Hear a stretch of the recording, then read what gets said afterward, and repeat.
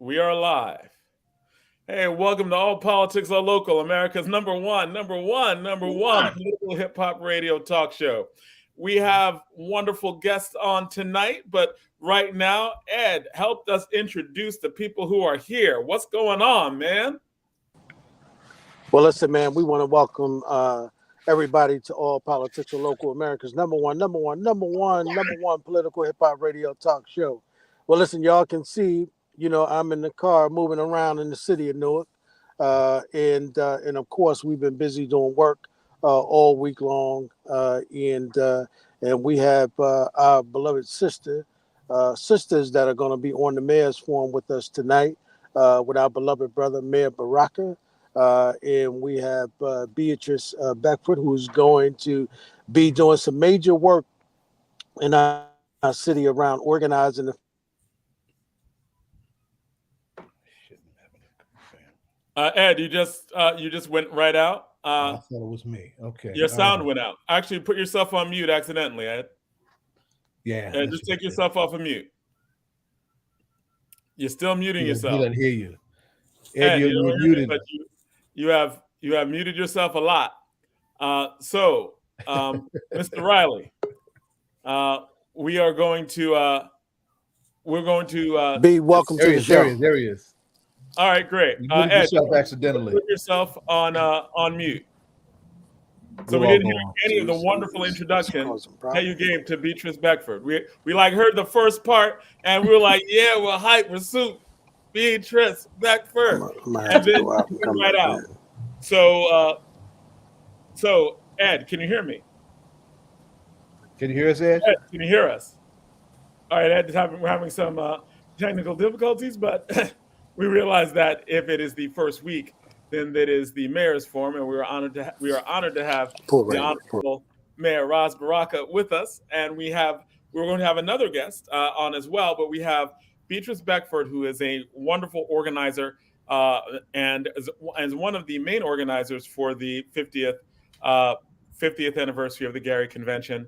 And we also will have Rekia Lumumba, who is an activist and working very hard in Jackson, Mississippi, and is very close to the Jackson government, city government in Mississippi, and with her brother, Choka Lumumba, who is the mayor there. She is a longtime organizes, and she will be joining us as well. And we are with the mayor, Mayor Ras Baraka. Welcome, Mayor. How are you?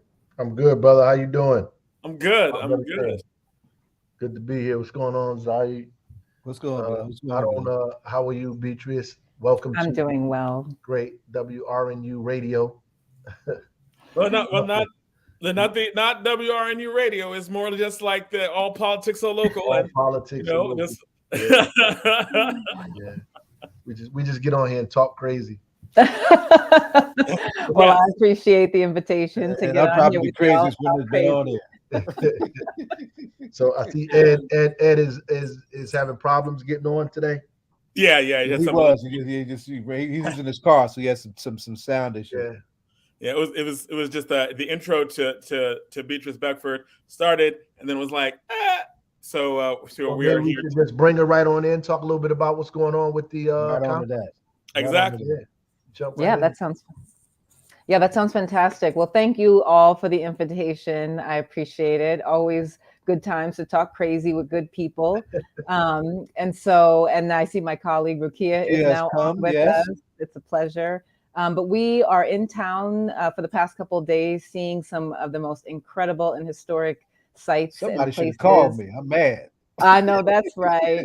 In Newark, as we, continue the planning for the National Black Political Convention's 50th anniversary, hosted in this great city of Newark, in accompaniment with the mayor's office here, the mayor of Jackson, Mississippi, and the late, great Baba James Ntume. So we're excited to be here and chat about the convention, which is going to be hosted at NJIT August 4th through 7th. And we're expecting anywhere between 3,000 and 5,000 people. So we're excited to be here, to be collaborating with the city of Newark and some incredible people in this great city who've just been doing wonderful things over the past couple of years. So it's exciting to be here. But Thanks so Beatrice, you still haven't had a chance really to introduce yourself. Why don't you do that? I have not, so I will absolutely do that because Ed seemed to be doing. I was hyped and ready. He seemed like he was doing a really wonderful invitation and intro. So I will do myself. I will probably not do it as excitingly as Ed was doing it, but it is a pleasure to be here. My name is Beatrice Beckford.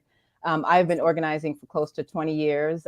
So on a range of issues, I spent a good amount of my time organizing with a national organization called Moms Rising on youth and family justice issues.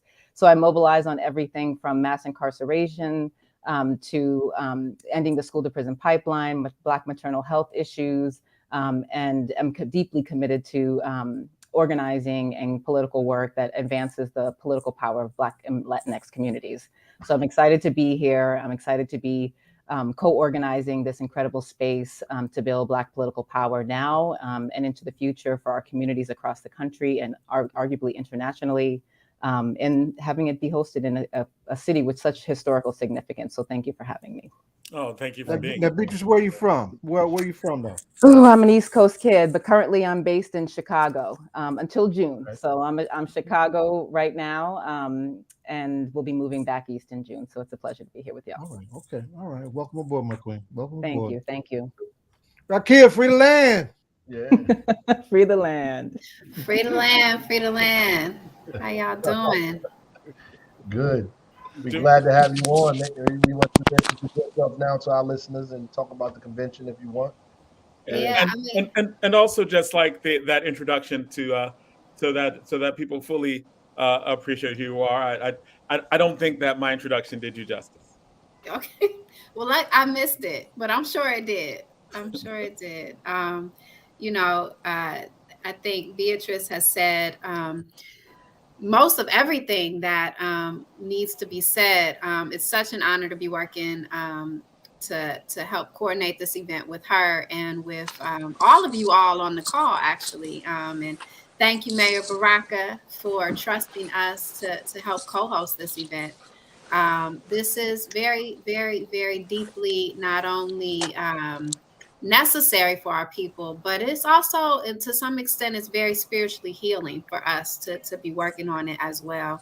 So I just want to thank you. We just got some time with your mother, the amazing Amina Baraka, and I think that just added a whole nother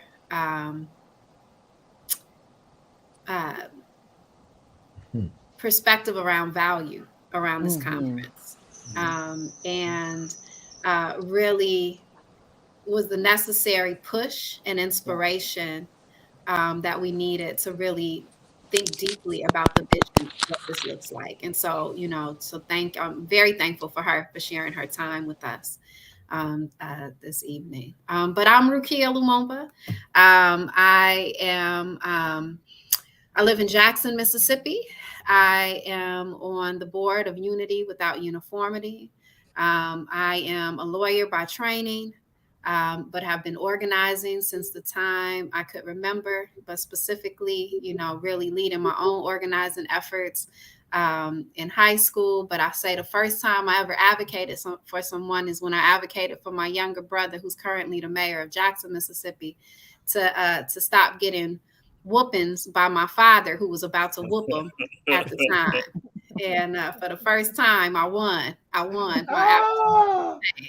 Daddy, that's some serious advocate, because Daddy was that's a right. ferocious lawyer. Great story. Yeah, and it's good when the whooping doesn't transfer to you. Right. So if you won the battle and didn't get the whooping, then you was definitely advocating. That's right. But I've served as the campaign manager for his campaigns for mayor, which he's successfully won his 2 terms now. And also was the national fundraising campaign manager for my father's campaign when he was mayor, when he was running for mayor. But my work has primarily been at the intersections of electoral justice and criminal system transformation. And so I do a lot of work in that area. I direct a hyper-local organization that works in Mississippi in the Deep South to really build this idea of transformative justice and actually began to institutionalize community-based public safety initiatives. And while also ending mass incarceration. And then I sit as a co-director of the Electoral Justice Project of the Movement for Black Lives, as well as our newest table, the Cross Movement Table, which really is working on recognizing our struggles globally and not just domestically. And so that's a little bit about my work. I probably could have did a better job of explaining who I am, but that's for another time. This did it pretty good. convention, Fully loaded, Queen. You fully loaded. is super important. And we're definitely filling the blanks. I appreciate it. But this convention is August 4th through the 7th. We got to keep saying it over and over again. Right on. August 4th through the 7th. And we need everybody there, from those dignitaries, electeds, everyone that's in the room, to every single person who's impacted by the laws and policies that govern our lives. One of the things that I champion is this idea of community-led governance. And so what we want to see is a convention that truly represents all of our people in all of our amazing spaces that we take up. So whether we are creating the laws and then implementing them, or we are folks who are actually impacted by them. We want to see us all in the same room creating this Black agenda that's going to dictate how we reach our goals for the next 50 years. So, and Beatrice just dropped the link to the National Black Political Convention in the chat. It's NBPC2022.com. Thanks, B. Yeah, no worries. We definitely want folks visiting the website, getting involved. This is both local, national, and a global effort. And we need all hands on deck. So please definitely visit the website, www.nbpc2022.com. And we look forward to engaging with folks and hearing from folks. Now, so why is this? You talk about the transformative nature of things that can happen. Generally, you talk about community being like community-led solutions to problems. In real simple terms, why is this convention important? Why should we care? Like, why should everyone really care about what's about to happen? I will just jump in, and then Rukia and Ed, feel free to chime in after. But one of the things Rukia said earlier was a little bit about our time, with Mama Baraka, and while she was definitely dropping some gems, I think one of the things I got from that, conversation with her was both a deep inspiration around what we need to be doing as Black people together, advancing and what's in our best interest, and we're going to help our communities thrive, but also a deep sense of urgency around that, right? Like, we are navigating very similar conditions that existed when the last convention happened in 1972 in Gary, Indiana, right? We have a very clear and apparent assault on our voting rights, right? We are seeing rampant police violence. We are seeing, the trend of decline in mass incarceration is kind of reversing. Families are struggling. And so we're navigating the same conditions. And so what Rukia was sharing about the importance of people being together, right? Engaging in conversation, disagreeing, and being able to come to points of unity, even despite their political orientations or what their actual beliefs are, is incredibly important. Because when we lift up the most vulnerable amongst us, we have the potential to lift up so many others. And so I think for me, there's both a deep moment and need for inspiration and healing, to Rukia's point earlier, but also a real sense of urgency around the conditions that our communities both across the country, but also globally are facing. We are navigating similar conditions. And so the time is now for us to create these intentional spaces to come together and to caucus and to make decisions and debate healthy and holistic and thoughtful debate about what we're experiencing, and really strategize, because we are what we've been looking for, right? We know the answers and we know what we need. And the time is for us to start to articulate those strategies forward and not be waiting for somebody else to come and do that for us. So the time is now, for sure. Go ahead, Rukia.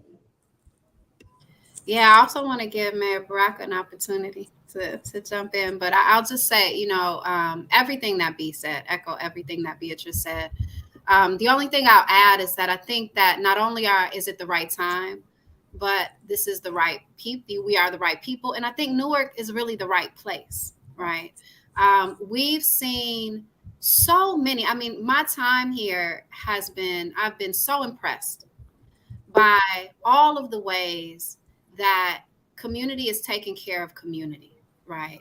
And doing that through city government, as well as like through community-based support and initiatives and resources, neighbor to neighbor, block to block, right? I'm thoroughly impressed by all of the ways that the city is really intentional about maintaining the importance of its history while also moving forward, and how it is so critically included organizing in that process. I mean, from the initiatives around public safety and violence interruption, to the initiatives around education. I mean, we've learned so much. I mean, all of the cultural and arts-based programs you all have happening here. I mean, Newark is definitely a place that feels inspiring right now. And I think our people need to be inspired. I think we need to be in a place where we can feel the energy of what it means to actually govern ourselves and do it in a way that builds our morale, that actually shows us that we can achieve those goals and create that better quality of life that we're all striving for. That's our North Star, right? That's what liberation looks like, when we can govern well, and protect and provide for our people. And I see that happening right now in Newark. And I know that we have a long way to go, but I think that this is a good place to have it. I think the history and the history of our ancestors, and being in a space where so many of our ancestors helped to nourish this earth and nourish our political thought, is going to be really critical for us. And so they will be in the room with us during this convention. But also, it's the right time. It's the right people, and this is the right place. Yeah. And Mayor Baraka. He's muted. Mayor Baraka, you are muted. You're still muted. There you go. You're on mute. Okay. Yeah, you got a little panel I said going on up here, Jonathan. It's all good. Welcome. I hope you guys are having a great time in the city, though. I mean, everybody's taking care of you. Got some good food, relaxing a little bit. Hopefully, I'm concerned about that, so I want to make sure you are being taken care of for sure. But the conference is incredibly important, to so many people, and it gives us a chance to deal with the kind of contradictions we have with each other, and deal with what's happening in this country and in the world. Our marginalization, the attack on Black people is very real and apparent and material, and people can feel it. It's just not an ideological attack. Most attacks aren't. This is a very material and physical attack that's happening in our communities every single day. And we just have to get a little bit more organized, and I think this is an opportunity for us to talk seriously about being organized. Because I think that in this era, we sometimes forget that we actually have to organize, right? We think that we can say a few statements on social media, we can mobilize people, and that's enough, but it's certainly not enough. There's a lot more that we need to be doing, a lot more I need to do, a lot more many of us need to do, and this is an opportunity to really uplift those things and talk about it, and swing a blowback against this place that has been pushing us further and further to the right every day. You read something that is just crazier than the day before, from people passing laws that, so white children don't feel uncomfortable in class, to, what we just saw in New Jersey when the police interrupted a fight between a Black kid and a white kid and threw the We're going down there tomorrow. You know that, right? The Black good. Threw the Black kid on the ground and cuffed him. All of this stuff is just really blatant. We can't even in New Jersey, get them to say that they want to study reparations. Never mind give us anything. These folks have not passed any police law, rehabilitation or reform laws in the state. I mean, we just can't get it done. Just like the government can't get a voting rights bill passed. It just can't do it. The Democrats can't do it. So we obviously have to push a little harder, push it a little smarter, work with each other better, and build a united front that I don't think we necessarily have a real functioning one at this point. And hopefully this gives us the opportunity to be sophisticated enough to do that, put together a united front. And that's why the convention is important to me, because it's time for a united front, a serious one. So when people walk in the room, they can't use our differences or contradictions against us, and that we unite around the things that we want to push forward with. Mm-hmm. So when you're saying like organize, it's like to avoid the divide and conquer tactic. But what is it about this conference that makes it push back against the divide and conquer tactic? Like, you represent this organization, you represent this organization. What will be different so that, like many of our organizations who do fight with each other, come together around a common front? I'm going to ask Ed to jump in because Ed gives a really good analysis around that. And I think it speaks to the name of the organizing body of this conference, Unity Without Uniformity. Ed, you want to jump in?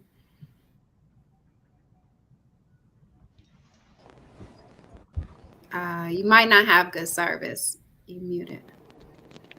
Ed, you on? Y'all know that I'm in the car, so my sound is going in and out.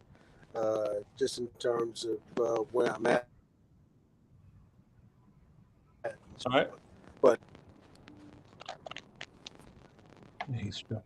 also, I want to make sure you're driving carefully and safe too, right? Yeah. And yes, so I could jump in and then anybody jump in after me. But I'm having some difficulty hearing. Okay, well, Ed, I'm gonna carry. All right, we're gonna jump in. Yeah.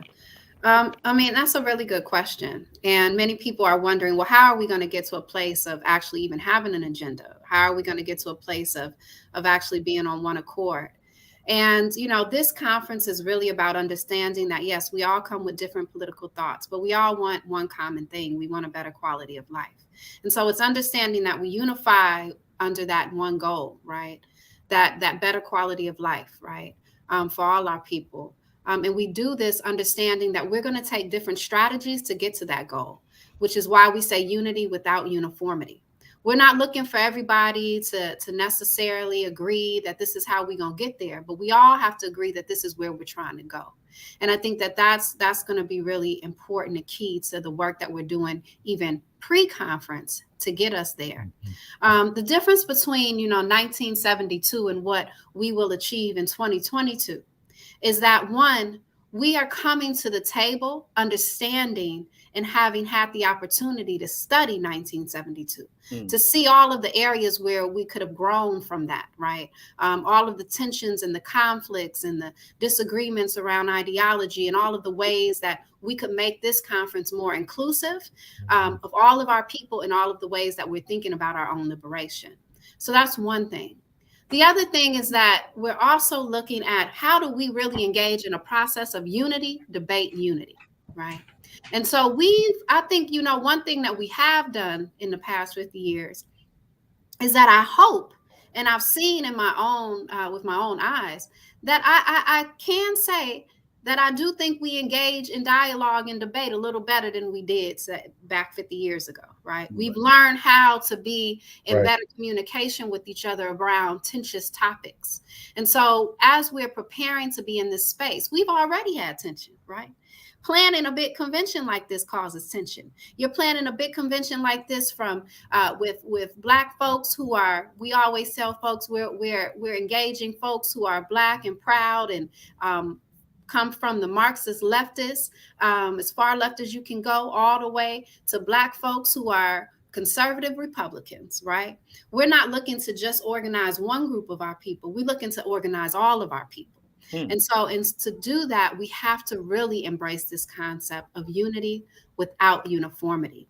And it doesn't mean that we're going to allow each other to be disrespectful. It doesn't mean that we're going to allow each other to, you know, engage in harmful dialogue or politics. But what it means is that we're going to create goals that allow us to be on one accord and hold each other accountable to those goals.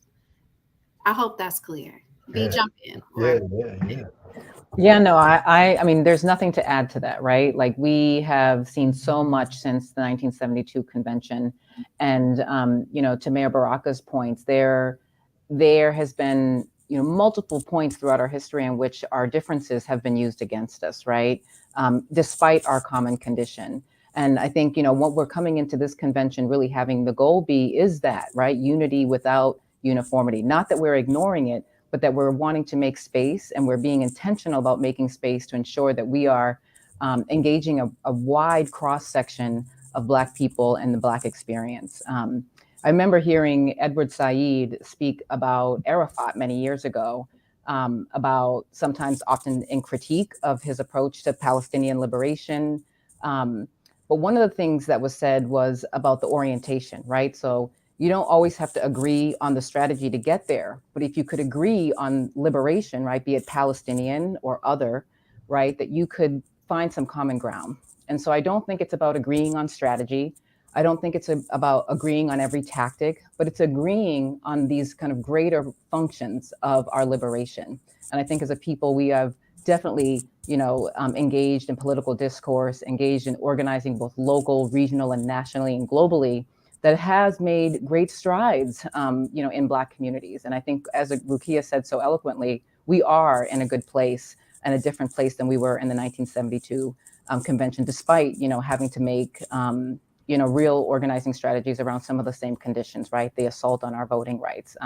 The conditions are different, but many of the things that we're experiencing in the context of that are the same. And so I do think that, you know, as she said earlier, you know, this is the right place, these are the right people, and this is the right time for us to be re-engaging around our shared experience as Black people, honoring our differences and strategizing forward so we can make real change. So absolutely agree with everything that's been shared so far.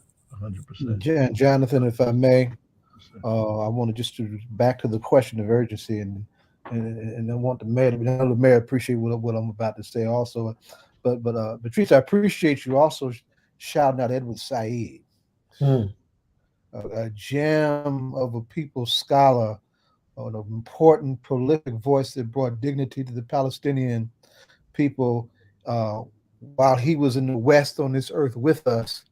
And it was a difficult thing to do, and it's still a difficult thing to raise the Palestinian question the way he did. So I appreciate you lifting up the gem of his wisdom. But you know, Mr. Mayor, you know, we have this roundtable, this South Ward roundtable. Yeah. And by virtue of us having a national victory and a local victory electorally recently, we have some resources that are very important to us building out everything that we have been trying to do around our violence reduction work. And a lot of our folks, you know, I said, look, y'all, you know, doubt.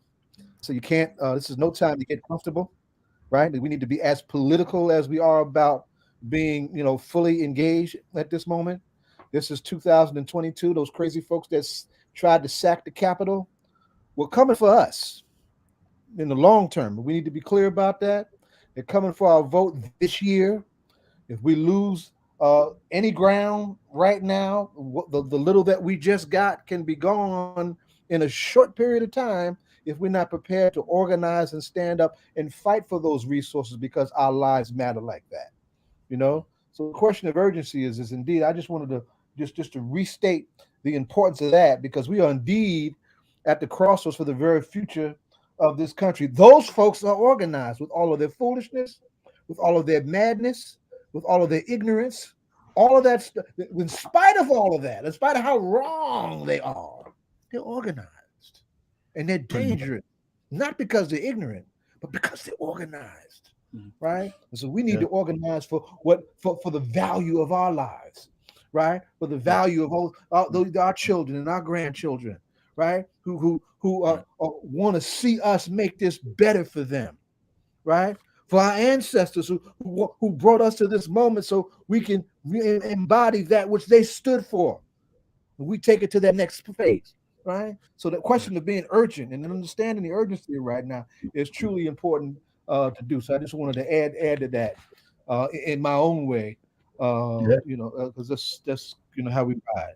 Yeah, the proof that they organize is all the laws that they pass, and even on the school board side. I mean, great God, all over the country around this critical race theory, this kind of thing that they like, this fake enemy they concocted to be able to pass all these local laws to take us all the way back to a point where we have to fight for Black studies again.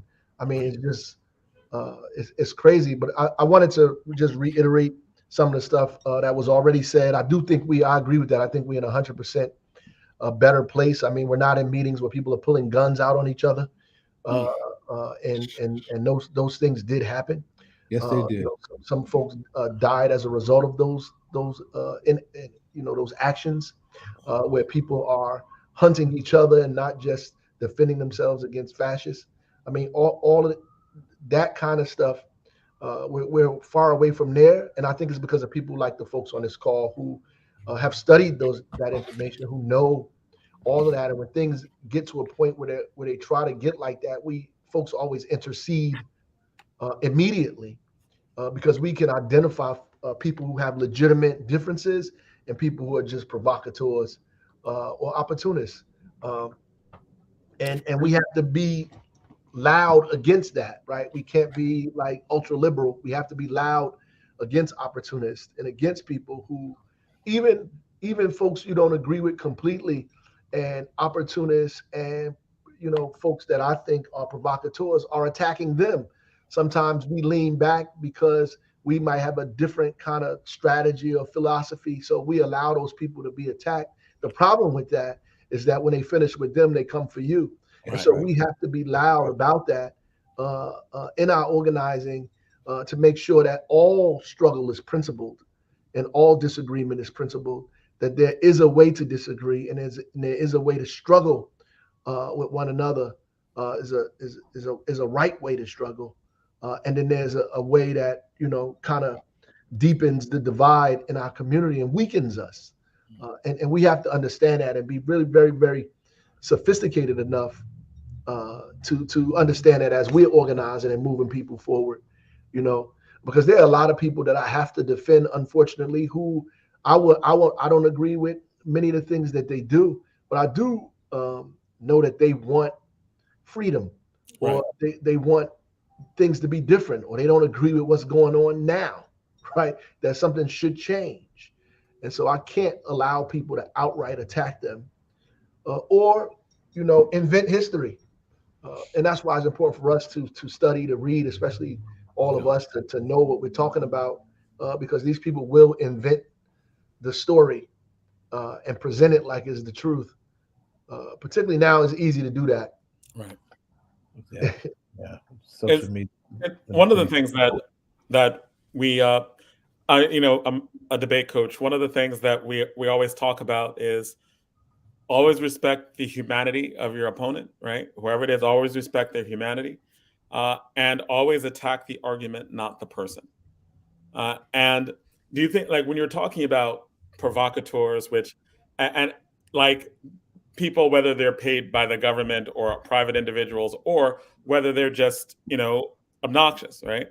Like we can, it doesn't matter the origin, but you're saying we can identify behaviors objectively, like if they're attacking individuals personally, if they are spewing stuff that is making up history, if they are being toxic in the way in which they are engaging, that is disrespecting the humanity of people who are there.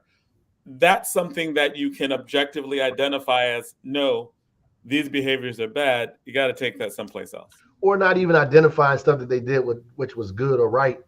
My father used to say they're objective and subjective provocateurs, right? There some people that's their job, they actually get a check, or something else, that's their profession, to provoke and incite riot. But then there are other people who are objectively doing the job of provocateurs without having any relationship to these people at all. Their behavior is such that it weakens us and not strengthens our unity and our struggle. And so it's important for us to identify both, right? And what you're saying is right. All of us are human, and so we all sometimes, the way we feel about individuals, the way we think, all of the things that are inside of us come out. When we're struggling with each other, we want to be right. Our ego get involved. Particularly some of the guys that that are out here doing this stuff. We feel like still like the '60s. Our manhood is more important than the movement, and we out here, going at one another about foolishness. And many of you have seen this just in the respective work that you've done, and what you bring to the conference, because this unity without uniformity could be revolutionary. It could be a moment that, like, I haven't seen really the only time I've seen something close to it in my lifetime is the Million Man March, right? And the Million Man March was a time of coming together, a time of peace. What do you bring in? What have you seen in your respective backgrounds that allows you to push back and have a safe, strong place for tough, could be very tough, right? Got to be tough dialogue, but tough dialogue that is productive, that is life affirming, that is community affirming, as opposed to community dividing. Yeah, I think this convention is just as much about healing and trust building as it is about, building a Black agenda. We won't get to, a Black agenda without, being really thoughtful and intentional about how we engage people broadly, but also how we think through this within the context of healing and trust building, right? I think even in the planning, right, we have to, and in our campaigns that we organize and mobilize around, we have to be thinking about those provocateurs, be it subjective or objective provocateurs. And sometimes those provocateurs, to the Saeed point again, like they want change, right? They're responding to the inaction, they're responding to the conditions from a place of hurt and from a place of pain and from a place of frustration. And so I think it's just as important that we think through that in the way that we're caucusing, right? In the way that we're engaging and kind of creating culture and practice around debate, so that we build the trust that allows us to say, you know what, I don't know you, and I may not share the same beliefs around how we need to get this done, but I believe that Black people deserve this, right? And so I think, yes, again, this convention is just as much about trust building. It's just as much about healing as it is about strategy and building Black political power and building a strong Black agenda moving forward. And I'm glad y'all saying that. I really am, and I'm saying that as someone and men definitely know what I'm talking about on this one. So one of the things that COINTELPRO did is it made us so paranoid and distrustful of folks who should naturally and who were once upon a time working in very trustful, healthy ways. We still have some very serious healing to deal with from the loss, the divide, the confusion, and the turmoil that came from that, right? And the behaviors, the very unhealthy behaviors that came out of that. So it is really important that we recognize, the human dimensions of what we're doing. What we're doing is hugely political, hugely strategically and importantly political at this moment. But for us to go forward and do this in the best way, we must bring those human dimensions. Those human dimensions have to be at our core. So I'm really glad to hear y'all lift that up like that. And so, just in terms of, because I think that in terms of these dialogues, are there moments that you've had personally, whether organizing politically or community, where you've been able to just give us an example of where you've been able to go through that, right? Like, as in, there are these people with real deeply opposite held beliefs. They're coming at each other in ways that could be very disrespectful, right? But then there was something that was done that took what was a negative, right, interaction and then made it something that where people could actually dialogue and could work together productively. I'm sure that in your organizing, that has happened to be able to do that. Yeah, I mean, so in Jackson and in other places that we've been lucky and honored to participate, we engage in what we call people's assemblies. And people's assemblies is what I consider a tool around community co-governance or community-led governance. And so it brings people, residents, into a space, right, to debate and dialogue and develop solutions to priority issues and common problems that they have identified. That's right. And so this is a space that is not created based on your political affiliation. It's a space that's not created based on, your ideology or a particular ideology. It's based on bringing people who live and love a place together, or who are similarly situated in circumstances, to figure out solutions to a common problem. And so in that space, you have people of all different ideologies, all different thoughts, all different types of everything, right? And it requires a deep patience and great facilitation. Right. And so we have learned over several years. We started People's Assemblies in 2006 in Jackson, Mississippi, and in the South. And it has been started in the South before then by, like folks like Fannie Lou Hamer and Medgar Evers and Ella Baker, back in the 60s. We have examples of people's assemblies, back during the time of our enslavement as a people, as an African people, where we were using assemblies to congregate to determine how we were going to govern the little time that we had to govern ourselves by ourselves on the slave plantation. We saw it happening, and we see assemblies used throughout history. Project South is an organization in Georgia who helped to really expound and continues to expound on assemblies and the assembly model as a tool for community organizing and governing. And so it's a real space where we come together and we debate. And so those difficult conversations are happening, right? But it takes that great facilitation, but it takes that trust, a trust of the process. So entering of the space to trust that people are coming to the space with good intentions. And that intention is to, as everybody has said on this call, to truly engage in figuring out how we create a better quality of life, how we work towards our liberation, how we work towards a better sense of freedom. But it also really is about trusting the process, trusting the process of facilitation. And it's about also being committed and accountable that you are moving in the space with your best character. So a lot of what we're going to be asking people to do during this convention is not just about how we manage each other, but how we manage ourselves. Right. So we're going to have to really be intentional about creating principles and character around how we're going to be engaging in the space as individuals, but also engaging in the space with one another. Each other. That's right. Right up front. There you go. That's real. So people will know that as those are expectations and those are rules of behaving as we go forward. Yes. Jonathan, I just want to say, like, at the, part of this is also we trying to get better at organizing.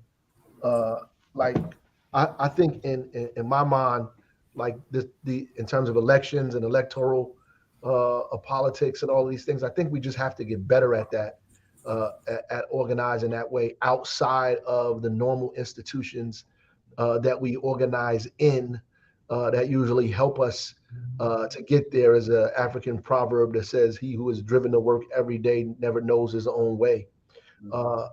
We just have to get better at it. We blame everything else for the reason that we're unable to convince our own people to do what we need them to do, instead of our own self-critique. Our ideology, is it sharp enough? Are we doing the right things in terms of on the ground to get people to see what it is that we need them to see?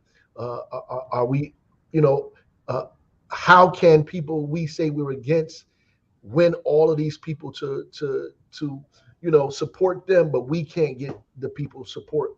And we have to figure that out, whether the issues are financial, whether it's just our line or how we organizing, all of that stuff. Because I mean, we get to a point even around here where people say, "Oh, not enough people are voting." That's true, but even with the small amount of people are voting, you can't even get them.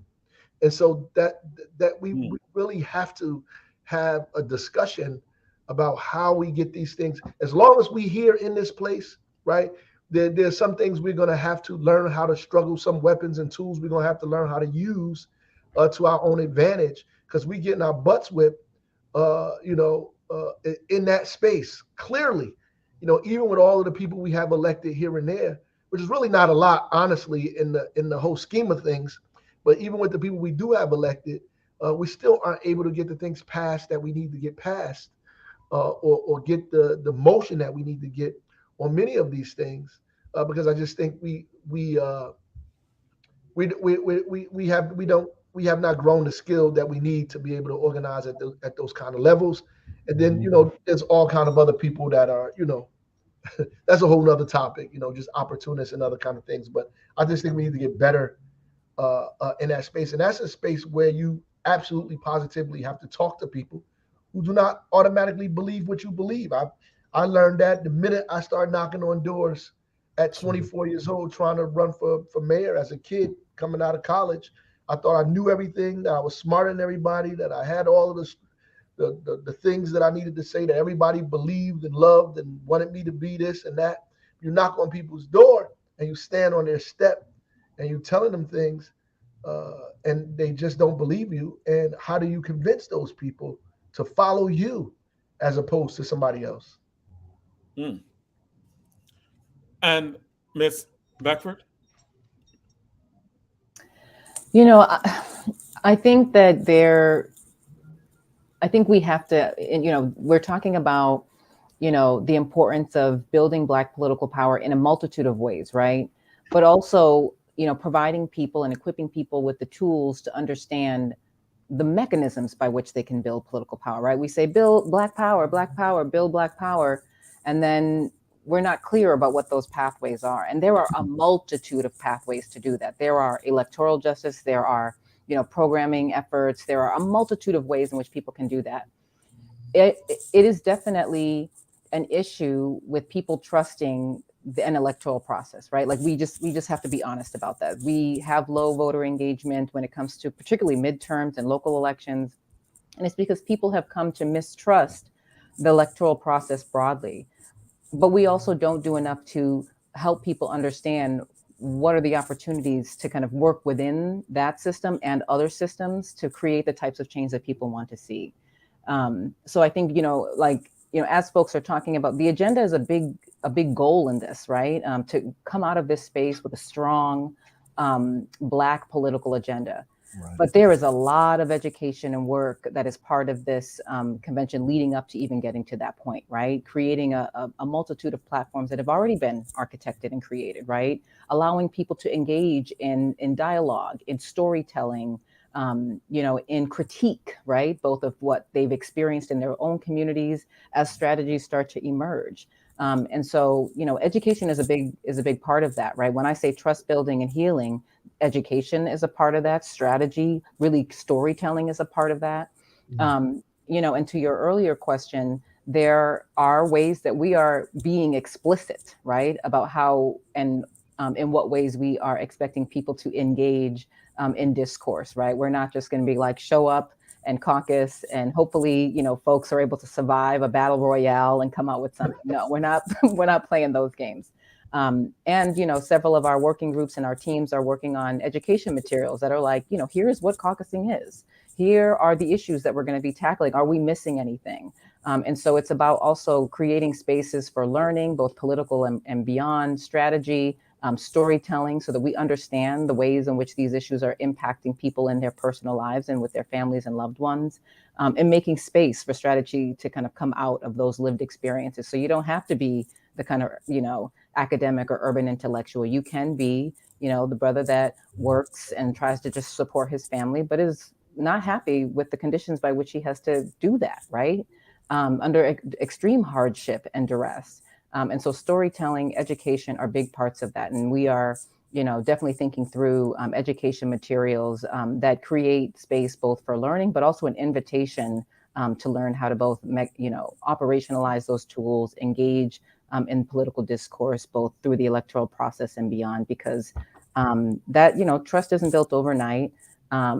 And we definitely have a lot of rebuilding of that trust, and not necessarily because of the work that Black, and Black and other elected officials of color have done, but because of the way in which we've seen as a community, the way that power has been built on the other side, right? Not in our best interest to continue to isolate us from having the capacity to build political power using those systems, but it can, and it can be done, and we've seen that happen in communities all over the country. And so I think, again, education is just as much a part of this as the trust building and healing is, and being explicit about what we mean when we say people's movement assemblies, right? What that looks like, what it means. It's no different than, when we do the door knocking and we enter into people's, living rooms and, have those conversations. They may not, believe you the first time, but, when they show up to that poll, and you're the only one who sat in their living room, that matters. And that is part of the trust building. And so again, yes, being explicit about what we mean when we say this is, how we want to be engaging, so that we're building the trust, we're providing political education and context for people, and we're making space to hear people's stories and have those stories directly impact how we ratify this agenda, how we articulate the agenda, and how we debate about what should be on the agenda as well, strategy and beyond. So all those things and more. And I know we're running toward the end of this. If anyone wanted to jump in, please feel free. The one thing that I did want to bring up at the very beginning, you said that you were visiting Newark, you were seeing things that were pretty innovative, pretty like things that would probably be, because this conference is also about policy, right? Like what policies should be best practices around the country. And so for the visitors to Newark, what are some of the things that you saw as best practices that you'd want really talked about at the convention? And of course, Mayor, what are some of the things that happened in Newark that you would want highlighted? I see that the vice president, governor were here talking about water and the infrastructure bill. So just throwing all that stuff out there. Just before we jump into that, I do want to just add to the last point is that I think that, what we constantly hear from our people is that they're tired of us just coming around when it's time for an election. And I think it's really important that we began to embrace this idea of electoral justice as a tool we sharpen every day. So much that people treat it as something that's like brushing your teeth. Right, that we should be engaging in the own governance of our own lives, just as we brush our teeth every day.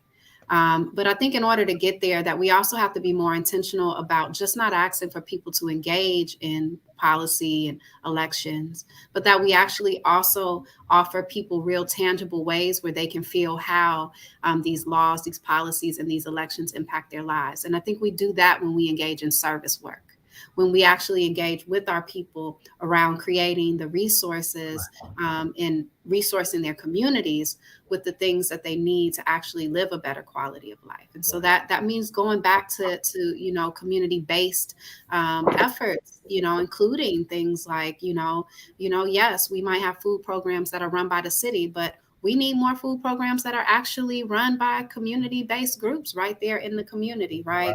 By neighbor to neighbor and things like that, because that creates another sense of community.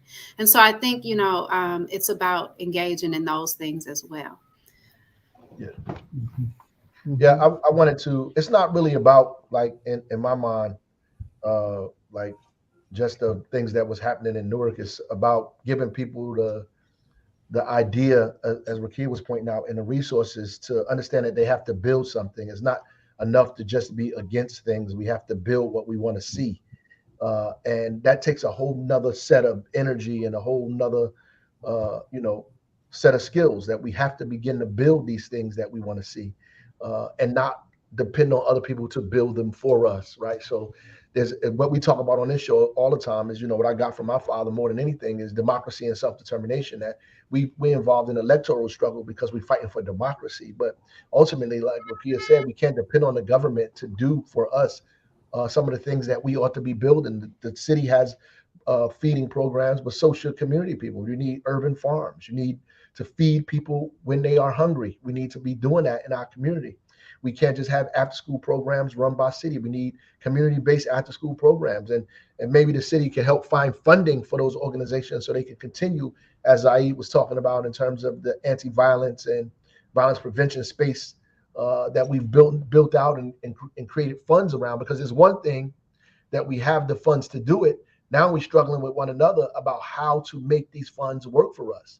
Like, how do we organize it in such a way where we can actually do something with this money and not waste it, right?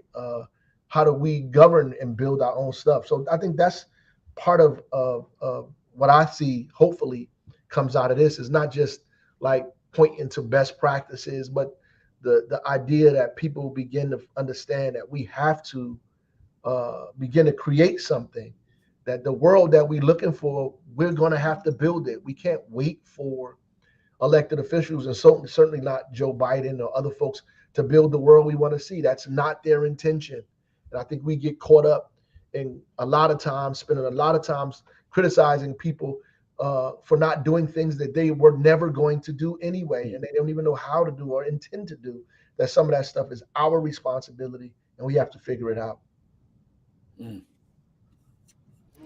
And as someone was going to jump in, I didn't want to cut someone off. Okay, so we are getting down to the last few minutes of this, and so we know that we always ask questions of our guests, and the questions that we always ask is, who's your favorite hip hop artist, individual or group? And I know that for our Beatrice, it's their first time. And that is the first time here. So we're going to start off with you. For everyone else, is who you're rocking with, who you listen to, and easing off light. And anything else you want to add to it, please do. Please do. That there are so many, but I will say Biggie, and as a Boricua, I will definitely shout out Tego Calderon. I don't care whether folks don't consider Tego a hip hop artist. In my eyes, he is. So I'm going with Biggie and Tego. Okay. And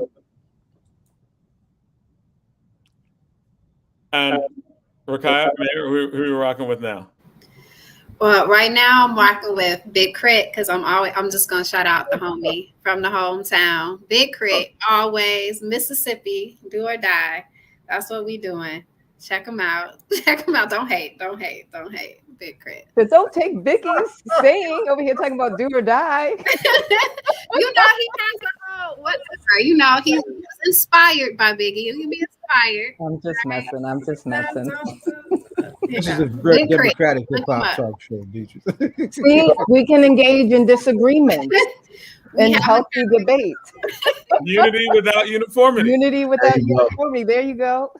My all-time, you already know, is PE. You know that. I'm old. So that's my all-time, PE, and Eric B. and Rakim. You know that.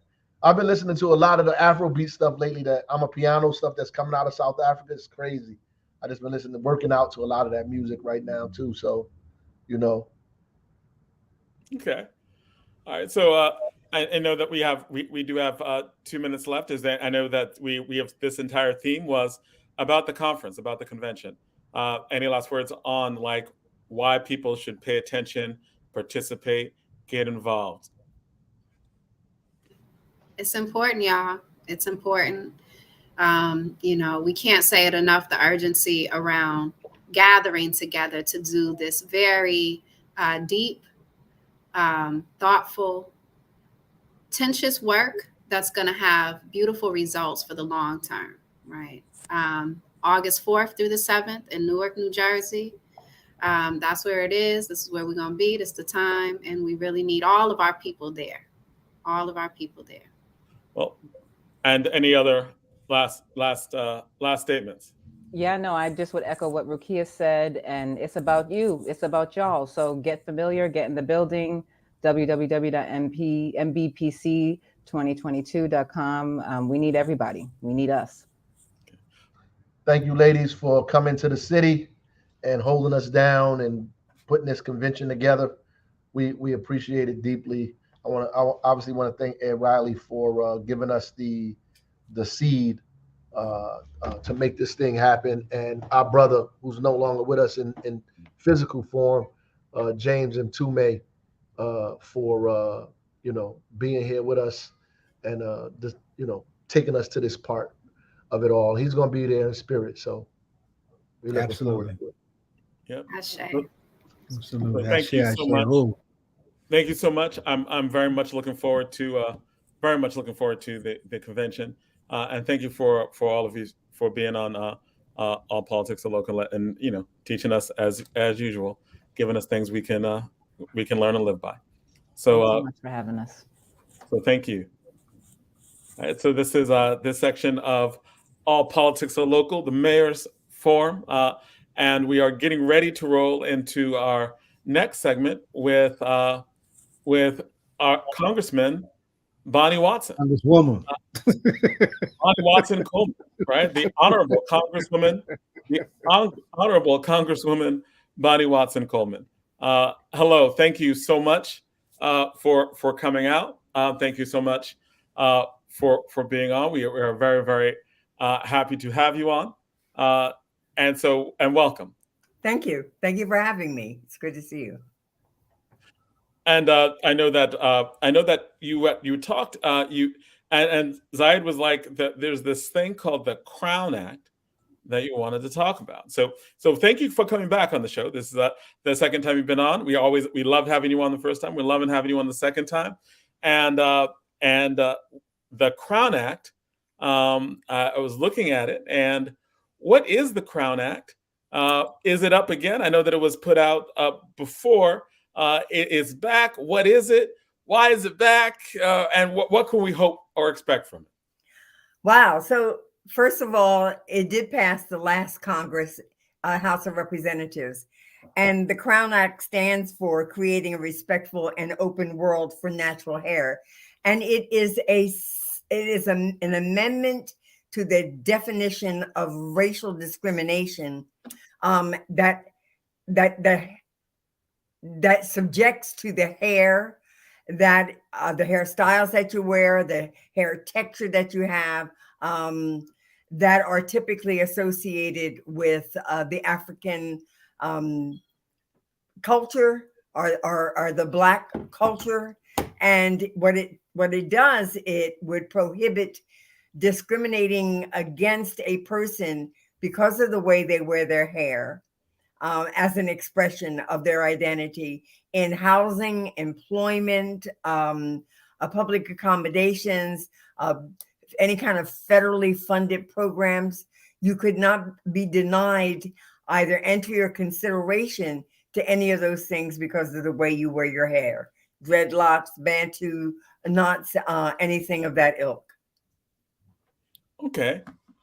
So really it's why was there a need for this to begin with? Like, why is there a need for a congressional act so that Black people can wear their natural hair? Well, because people find reasons to discriminate against you for artificial reasons, because biases arose where decisions were made as to whether or not you were suitable for a job or a housing or a public accommodations, simply because you wore your hair in a style that was not sort of the European staple for acceptable and beautiful. So it's not just a hair act, it's a civil rights act. And we needed it because there was discrimination against people because of the way that they wear their hair. And we needed it on the federal level because there are states and municipalities which have already passed a kind of Crown Act. But we need people all around the country to have the same protection.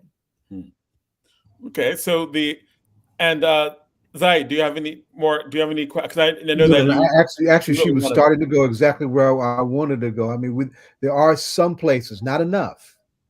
There are several states that have enacted crown laws. Several states have enacted them as expansions to their anti-discrimination laws, like New York and Virginia, And California. and New Jersey has one locally. But we also had we've had some controversial stories in New Jersey, and I'm sure, and I don't want to just tell it. I would rather it come from you, Madam Congresswoman. But we've had some challenges here in New Jersey around people facing that kind of discrimination. Are there any stories you want to lift up locally to help us amplify that, Madam Congresswoman? See, I don't know if this was a local story, but there was a young young wrestler who South Jersey, yes, before being permitted to do his match, was forced by the referee to make a decision to either cut your hair or to do your match. If you don't cut your hair, you can't do the match. So this young black boy had to endure having his hair cut, his dreads cut or braids cut in public in the gymnasium as right before his match, and then he won his match, even after having suffered that humiliation. And that was painful. As a mother, that was painful to watch. That was unacceptable. That was an act of racism that should be against the law. And that's why this act is so important. The young man's name was Andrew Johnson. They called him Drew.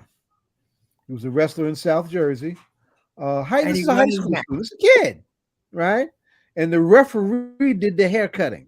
Can you imagine this? A racist referee giving you an ultimatum about your hair and then putting his hands on your head. Wow. Right? Yeah. And you got to bet, and then you got to focus and compete. That didn't happen in Mississippi. That didn't happen in Alabama. That happened in New Jersey. I just put a story in up in the chat, and our folks can lift that up, right? This young lady just jumped on the mic. I think this young one that just jumped on here is this Donna K. Williams person, right? And I'm sure she's got some crown stories that she wants to add to this. Yeah. You right on time, Madam Donna K. Absolutely. Jump on in. Yes. Hello, how are you? How are you, Congresswoman? I am just so happy to be on it. How are you doing? I'm well, thank you for asking. How are you? You look great. And thank you, and ditto. So we don't look like what we've been through, huh? Oh, Lord. Yeah, that's called grace. That's yes, yeah, and all that black girl magic too. Yes, also. So I'm gonna pick up as we going on, and you were talking about the Crown Act. Mm-hmm. Yes, ma'am. Well, I'm prior military, and and it's funny because it's almost going backwards, but I can remember the changes with the military and the cornrows and things like that, and how it was approached. And I was in the Air Force, but I just think people are so hypersensitive now that it's amazing. But I can say I can remember when I was an employee at Superior Court in Essex Vicinage, and when I transitioned from my to natural hair. And one time I had a short afro, and I walked into a meeting, and I was just wearing an afro. And as I walked into the room, somebody said, "Okay, only thing you're missing now is your dashiki."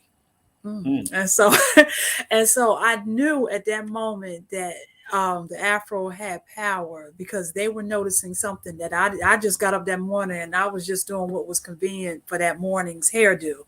But they obviously were paying more attention to the semblance of the afro than I was. So I was like, okay.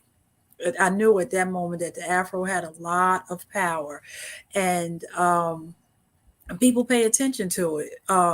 So I just think that our hair, and it's amazing how, and Congresswoman, I'm sure at some point in your life, they, in our different styles and our versatility, they touch our hair, and then, or they'll say, Because I'm known for this. I could have a bob one day and then hair down my back the next day. So they were like, oh, how you do that? And so it's really, the journey with our hair is really interesting. So, but it's more interesting how much people are paying attention. And I think that they're paying more attention than we are and they've caused us to pay more attention. I should say that. Yeah. I think that as an adult, we have seen people experience a denial of a job or an opportunity because of the way we looked, because of our hair. But also, it's very important to have the protection for our children, because if you look at the stats on what happens with the disciplining of children in school, Black girls in particular are like 1.5 times more likely to be subjected to a discretionary discipline. And a lot of times it has to do with what is considered their appropriate dress or whether or not their hairstyles are appropriate. I mean, we're reminded of the two twins that had the beautiful long braids, and they were being forced to consider cutting their braids, and they were beautiful. And they didn't interfere with anything they were doing. They didn't interfere with anything at school. They didn't interfere with any sort of athleticism. Well, that's the whole issue with this, with the Crown Act and what it will protect people against. They're not going to be able to use an artificial reason to deny you a job because of the way you wear your hair. Some people were saying, well, there are certain jobs that you have to wear your hair a certain way. I was like, no, there may be certain jobs in which you've got to tie your hair back, or you may have to cover your hair for some reason. But there's no job that dictates how you wear your hair. Mm. And I think the saddest thing that probably brought most light, and I see, Zaid, you put in the chat, was the story of the young wrestler. And just to be put on a spot like that and had to make that instant decision that either to continue wrestling, do what you love, or cut your hair, which you also love. Because when anybody that's growing out dreads, it's a very tedious thing to do. So people, you take time to, get to the different journeys as you growing dreads. So for him to have to make that decision at that moment, I think we all sat there and we cried and we were angry. We went through a whole myriad of emotions, but that was something that brought a whole lot to light. And I don't know, I haven't had the opportunity to read this story, the untold story, but I don't know if the referee has been interviewed or had a interview. Like, why was that so important? For transparency, he was disciplined. But not so much discipline. Afterward. Yeah, but I just he was dead wrong. It wasn't so much the discipline. I think you're talking about like what was in there, what was in his head.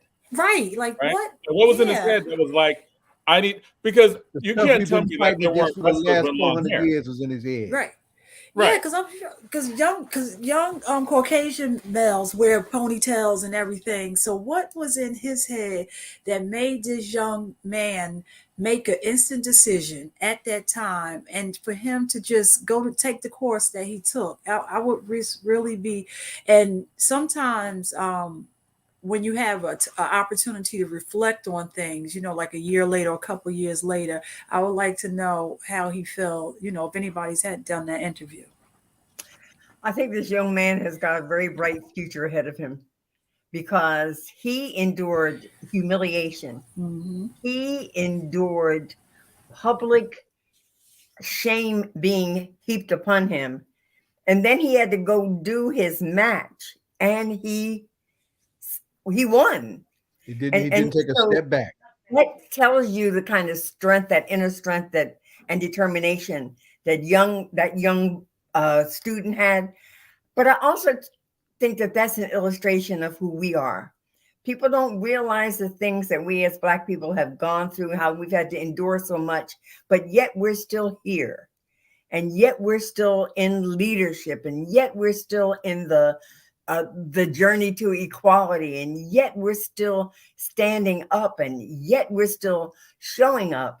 And so just that instant situation with that young student just revealed to anyone who's really understanding or wants to understand who we are inside.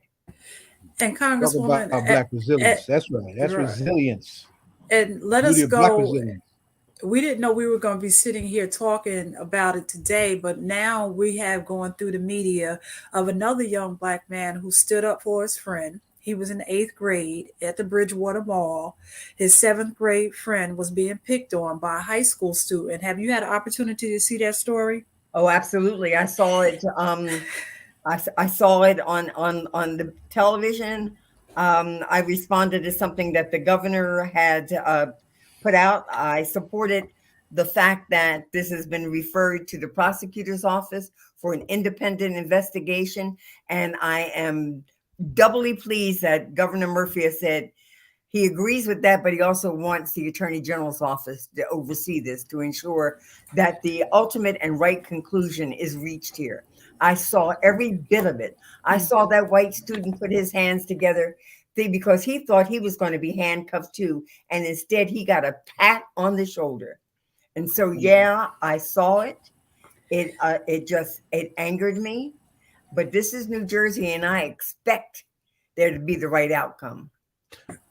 We're gonna be in Bridgewater tomorrow, 12 noon at the Bridgewater Police Department. For in case anybody don't know, to make sure we're gonna help them make sure they get this right.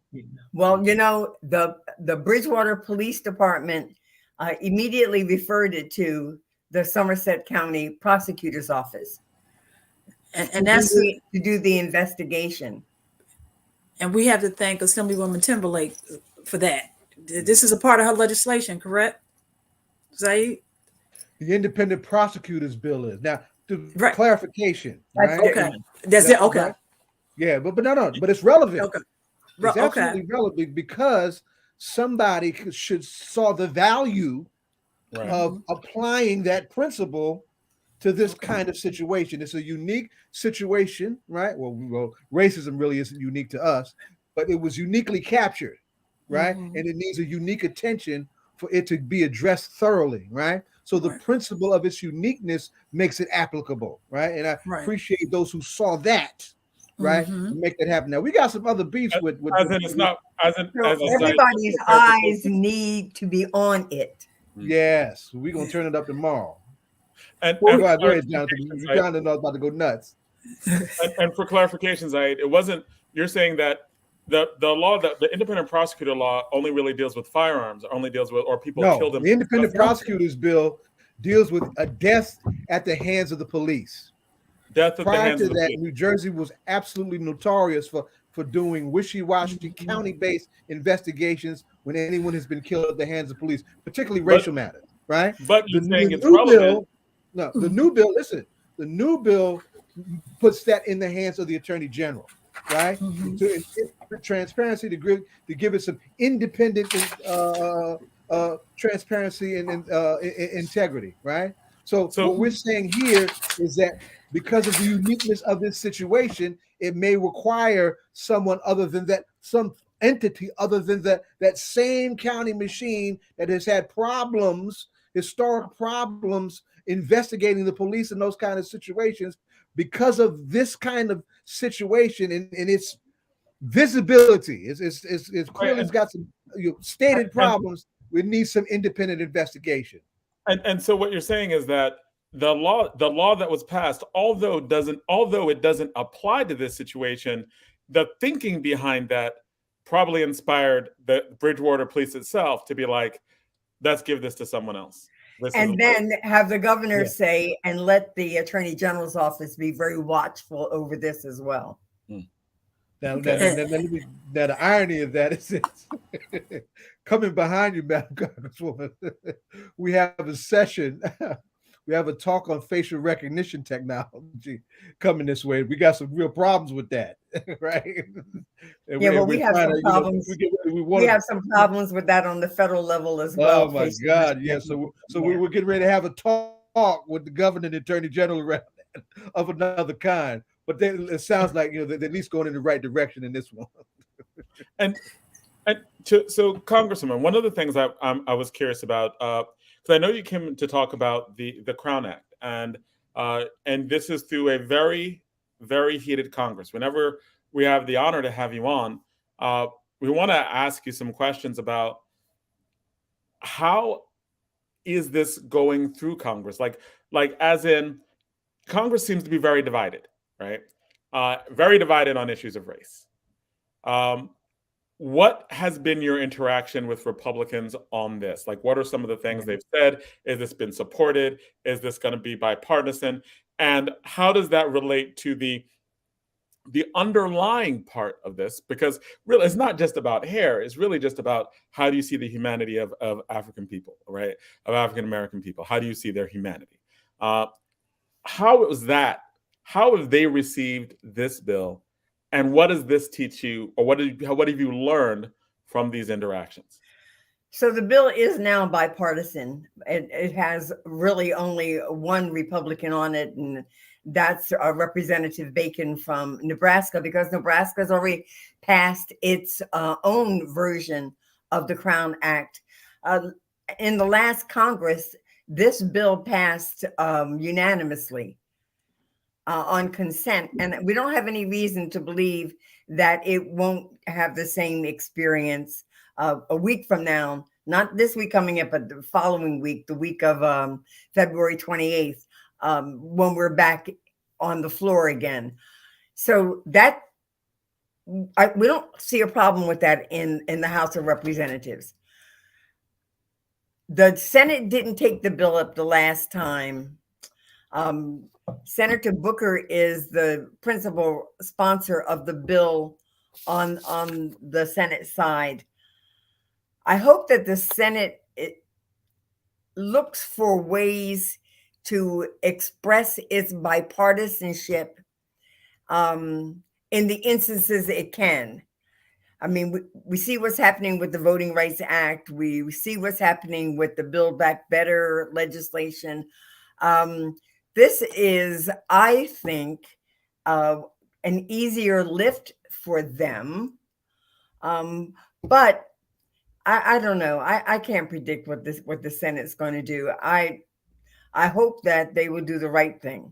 What have Republicans actually said? Like, have you had conversations with Republicans who are like, no, that hair, if you allow this hair, then y'all allow, I mean, what does it look like? It's like, I can't really see the other side, right? I can't really see that black natural hair, it's. It has not been the subject of a lot of debate in our house. And it just went through smoothly in the last Congress. And I think the same thing is going to happen on the week after next on our side. I don't know about the Senate. But has there, and of course, and I'm just asking this as a pure outsider, as a Congresswoman, you wouldn't necessarily engage with the senators, or that would just be Booker's thing to do, or would you reach out to the senators as well and be like, hey? I would reach out to friends in the Senate, but normally speaking, the Senate takes care of the Senate and the House takes care of the House. And we rely upon the sponsors in the Senate to elevate the bills that are of importance to us and that we send over. And so the good thing, it seems, that you were able to get Republicans, at least some Republicans on your side, or was it just that one? Well, we have one that's an actual co-signer, but in our last Congress, this bill was passed with unanimous consent. Okay. So it passed with a voice vote. Okay. Perfect. So that means that this was the most bipartisan bill that was probably through there. It relates to us, as it relates to our issues. Right. Now, as it relates to our issues. Now I'm just looking, Congresswoman Sheila Jackson Lee has been elected since 1995. Now, as long as I've been coming down to ALC, I have always known Congresswoman Jackson Lee to always wear her hair in a natural style. So it's not something that they're not, that they haven't seen, or even amongst their colleagues. And then I can also remember, Congresswoman, just remember, like my Ebony, well, this is our households, our Ebony and Essence magazines, the pictures that will come across. If you go back to Mahogany with Diana Ross, or Cicely Tyson always had bold photos. So this just seems so awkward to be an issue in 2022. When, I don't know, it's just weird. Another member of Congress that wears her beautiful crown is Gwen Moore from Milwaukee. I mean, she really just wears some of the most elaborate styles you ever want to see, and she's just absolutely gorgeous with it. We're in a hyper divisive environment right now. We're in an environment where it's us and them that's constantly encouraged, and the us's want to keep the thems, who are us, sort of underfoot, and we have a lot to thank former president for raising the ugliness of this that's always been undersurface up onto the surface, and it's making us stronger, and it's making us more strategic in some of the legislation and some of the policy decisions and some of the funding decisions that come out of appropriations. And so, out of what was intended to be bad, good can come forth. Okay. That is. And I know, Congresswoman, have you had the opportunity to watch on Prime, Amazon, the show Harlem? No. One of the things that I like about it, Whoopi Goldberg is in there, and there's 4 women lead actresses, and 2 of the women are, Whoopi is a professor, and there's good Lord, I just lost her name. She's a professor. She's an anthropologist, and every time she presents a subject, she presents it from a historic perspective, because being an anthropologist. So it's very interesting. If you get a chance, I'm sure it would just be like, the way they present this show is out on Prime. They did like 8 episodes, and it's really, really interesting. But a lot of issues that she brings up is like, one of the things, she's like, the strong Black woman, where does that come from? And then she breaks that down from a historic. So it's just something that, if you get a chance, even if you just watch the beginning clips, it'll be interesting. What's the name of it? Harlem, and it's on Prime. Okay. Yeah. I want to shout out somebody who hopefully will be joining you in Congress next year. And her name is Attica Scott, councilwoman from Louisville, Kentucky. She was on with us, and that was one of the bills that she tried to push in Louisville. And I don't think it's gotten through yet, but she's making a bid for Congress now, and I hope we get through. And as we wind down, I think we need to just have the discussion. We just had a long discussion. Newark is going to host the 50th anniversary of the Gary Convention in the summer. But this is 2022. This is a pivotal, hugely important election year. What say you as we wind down your segment about the importance of 2022's local elections and what we should be doing? From the school board to the United States Senate, anybody that is eligible to vote must vote. Anyone who is eligible and not registered to vote must register to vote and then vote. Because if we lose ground to Republicans, we see who they are right now. We will continue to have to fight for our fundamental rights, as they will continue to be eroded. So I tell people, wherever you are, if it's easy to vote, go vote. If it's hard to vote and it's inconvenient to vote, go vote, because these 2022 elections are vitally important to our well-being, whether it is the climate, the civil rights, women's rights, childcare, healthcare, housing, infrastructure, whether or not it is a piece of the pie, respect and protection of whatever the issue is that affects our well-being. It's on the ballot in the 2022 elections, and we've got to go out there and vote, and we've got to vote for someone who's either already demonstrated that he or she understands our needs and is fighting for our needs, or you feel comfortable that that person who's not in an elected position right now but is seeking our support will stand up for these important issues. It is our quality of life. It is our safety. It is our security. It is my granddaughter's future that is on the line here. Yes, ma'am. Yes, ma'am. And I have to shout out, I'd be irresponsible for me if I didn't, that on April 4th, the anniversary of the assassination of Dr. Martin Luther King, that we're having a major voting rights march here in Newark at 5 p.m. at the Lincoln Monument to dramatize the need for that, no matter where the issue is an issue. Solidarity around that issue is intensely important at this particular historical moment. So I just wanted to shout that out as we wind that down also. All right. Go ahead, Jonathan. I'm sorry. Donna, Yeah, go ahead. I was just, well, Donna, if you have a question, you can ask it. Congresswoman, you said on the 28th of February, that's when that's going to be heard? The week of the 28th, we're back in session. Okay. On the floor. And so sometime during that week, the bill should be heard.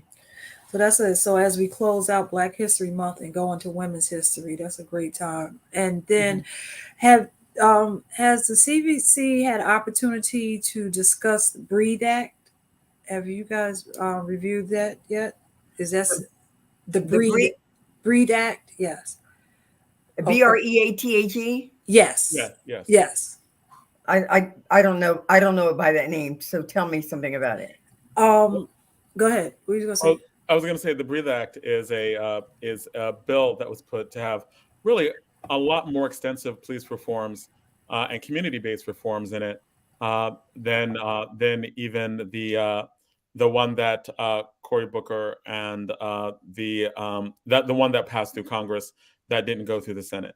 So the Breathe Act is actually a combination of all of the different police reforms that have come up in terms of giving more money to social programs that work to reduce violence, giving more money to pushing back against certain militarized weapons in communities. One of the things that came out in Ferguson is that there were a lot of actual military grade weapons that were used that were shown, right, in protesters. Like there were certain tanks that came out, there were certain levels of automatic weapons that came out, and it was revealed that like police departments get a lot of military surplus, and so those were some of the things that were that are in the Breathe Act to be rolled back. Those were, I think that it was Cori Bush and a few other congresswomen, I believe, pushed that one as well. It was part of the Yvette Clarke too. Yvette. You know what? Now that you're, I think I know the act. I just don't know it by that name. Okay. I don't know the status of it right now, but I know Cory and I partnered up on the Drug Policy Reform Act. And also, I think that the Breathe Act came out around that same time. You're kind of like awakening me here. But I will follow up, and if there is an update, I'll shoot it to you so that you know what's happening. No pun intended with shoot. Yes. Fair. And I know that you talked about the midterms, right, and the importance of the midterms and voting. I think Zaid also was talking to you about the 50th anniversary of the Gary Convention, and Are you involved in any way with that? I know we just had the Mayor Baraka, Rakila Mumba, and activist Beatrice on just a few really just a few minutes ago. Mhm. Beatrice, help me out, Zach. Yeah, I saw the very end of it. I didn't know what it was. Correct. Yeah.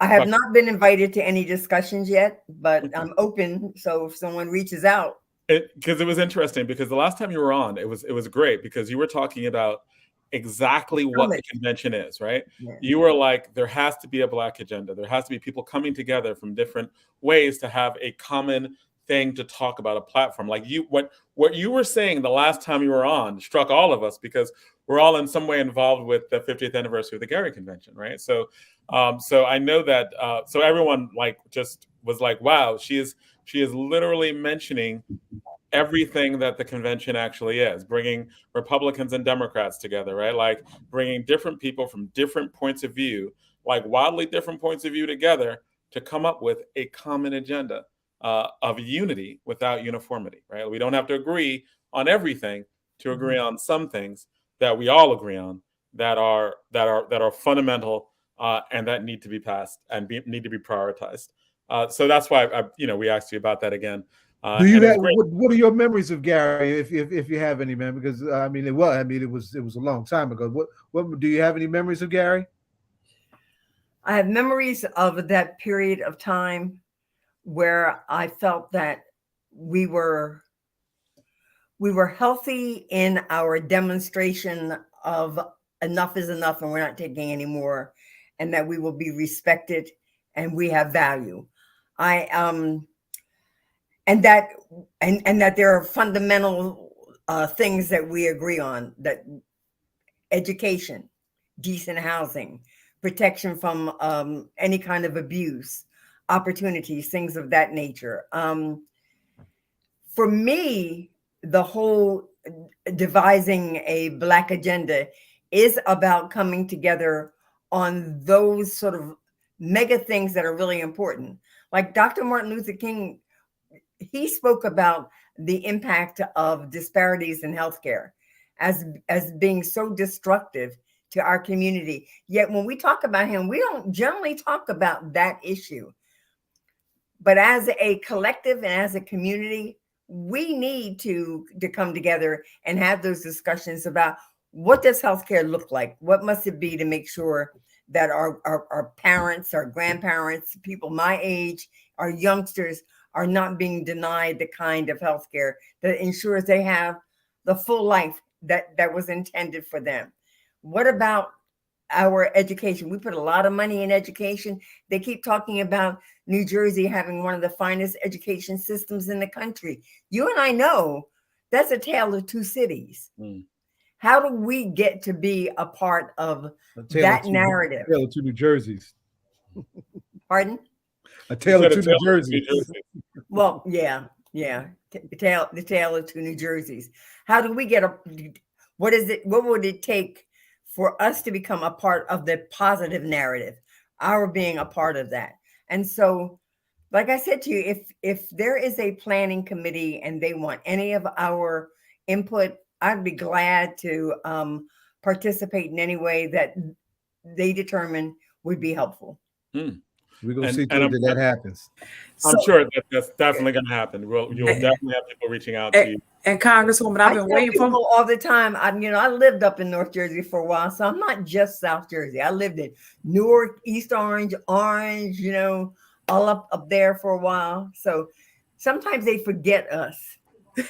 Okay. Sometimes you Northerners forget us. Then I'm not a Southern. Well, I was born in Camden, but I'm that middle Jersey people. So I can go this way and that way. I was born in Neptune. Well, Congresswoman, I've been waiting for my opportunity to get my at your chief of staff. So tell Mr. G when he gets his new phone, I sent him a text. No, he left me. Oh gosh. Yeah, no. He's out doing big and bold things, in the entrepreneurial world. Well, I know y'all are still probably attached. I don't know. Oh, we're gonna be attached forever. Ever, yes. I can't imagine y'all Yeah. together. Oh Lord. Yeah. Okay, but I said, Donna, I know you're going to want to ask a really good question. I'm getting ready to ask. I want you to ask it now. We got 5 minutes left. Or 6 minutes left. I want you to ask that question now. But I just want you to know, I just sent the Breathe Act and I sent the Gary Convention to James G. So I sent it to him already while we were talking.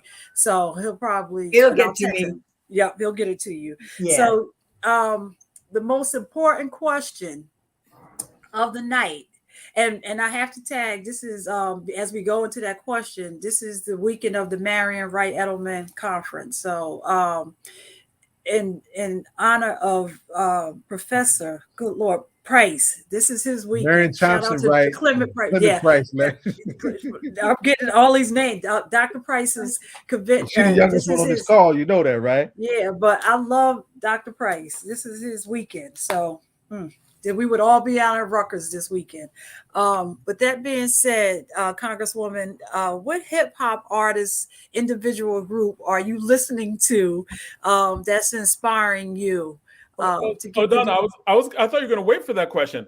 You know, Donna, you always have the best questions that are these really good questions that take like 4 or 5 minutes to answer. She asked the expensive 20-minute question when we got 2 minutes left. Right. Okay. I tried to. That's why you was I'm looking out for you, She's actually trying to behave. Hey, Donna, so let me go. So Donna, tell me. Well, let me do it this way. Let me just say this. I start my morning with a devotional. Yes, you do. Devotional includes some music. It was Byron Cage today. Brokenness. Most of the time is Tremaine Hawkins. Changed. So I haven't, I'm in that. I'm sorry. That's who I am. That's where I'm at. That's what motivates me. Half the time, I tell you, I don't hear the rapping well because I hear the music before I hear the rapping. Now I like the beat, like to move to the beat, right? But I am a person who just loves to listen to gospel music. So there is a good gospel hip hop artist. I have to get that name to you. He's you're not going to say Kanye, are you? Lecrae. Is it Lecrae? Is Lecrae? No. What was I going to say, Jonathan? We're going to say Kanye West? Because Kanye I was not going to say Kanye. but Congresswoman, now did you ever go to one of Dr. Clement Price's convention during this weekend? No. You never went to what is it? The Marion Thompson Wright. Thompson Wright was considered the first Black female historian in New Jersey. And Dr. Price did, when he established the lecture series many years ago, this is before I went to Rutgers, right? He named it after her. And it's been going on. It's an annual thing that happens every year on the Rutgers Newark campus. So the mailman does the 42nd to Mercer County. And the email gets there now as well. This is the first I've heard of it. This is the 42nd year. Oh my goodness! But I haven't gotten anything directly in a few years myself, and I'm kind of mad at my folks who are still at Rutgers Newark about it. There's some young folks who probably don't know me too. I have an artist that's going to be prominently exhibited. Her name is Andrea Wheeler, a very dear friend of mine. She just let me know about it last night because I'm trying to get her involved in some other things locally. But it's been it's an institution. It's something that he really made happen many years ago. We've established this new relationship. I'm sure y'all are going to hit me to a lot of stuff that's going to be happening over the next year. And as I feel comfortable after COVID, post-COVID coming out, I will probably be seeing you all. Not virtually, but face to face. But you also had a great Black History program because we used to come down there to your Black History program. What week was that? In fact, you used to have at the church. We used to come down to your program as well. You used to have an awesome program. Yeah, and I've been down a couple of times to your program. It was at an AME church? Shiloh. It was at Shiloh. Yeah, you had a great program. We used to come down there. So you haven't continued that on in your Congresswoman. You haven't come back to do that. I have participated most virtually. Okay. In some Black History programs, so we haven't done any in person. Okay. Well, thank you so much. I know we're reaching the end of our time. I would just add, though, even though Kanye's been having a lot of, emotional, mental difficulties over the last few years, there are many people, and, there's some songs even on there. There's some gospel music I love, right? And listen to at certain points. But there are some tracks on Kanye's gospel album that it was good. Are actually He's brilliant. He's just going through some stuff. He's going through a lot. I've never, the personal. I always separate the personal from the artist, because but if you love gospel music, he's sonically and spiritual. I mean, and he did a reprise of a lot of traditional standards. He did. It was really good. Yeah, he did a lot. I mean, the ones he did, what's the one that went club? That's How the Good Lord Works. He did that one. I mean, it is a good gospel album. So yes. Okay. All right. I'll check it out. Okay. All right, so thank you very much, but we're leaving you with the last word. What do you have to say to just as parting? What do you want us to part with? What parting words do you want us to hear? That I want us to be safe. I want us to be vaccinated. I want us to be boosted. I want us to rely on science and not misinformation. And then I want to, at some point, have a discussion with you about the impact of COVID and the whole issue of mental health in the Black community. Yes. So thank you so much, and giving us the wonderful opportunities for the next time that we have you on, and we hope it is many, many, many more times. We enjoy having you on. Be safe. You too. Be safe. You too, man. Pleasure to have you. All right. That is All Politics, All Local, America's number one political hip hop radio talk show. So we are now in the next segment where we're going to be talking about some interesting stuff, facial recognition. And again, full disclosure, I'm a debate coach, and next year, part of what we are debating about, we're debating about like NATO, but about their use of emerging technology. And I believe that facial recognition would be one of those things that would be included under this topic. And we hear it it's in New Jersey, it's all around the country, it's being used. So we are honored to have on people from the ACLU, the American Civil Liberties Union, and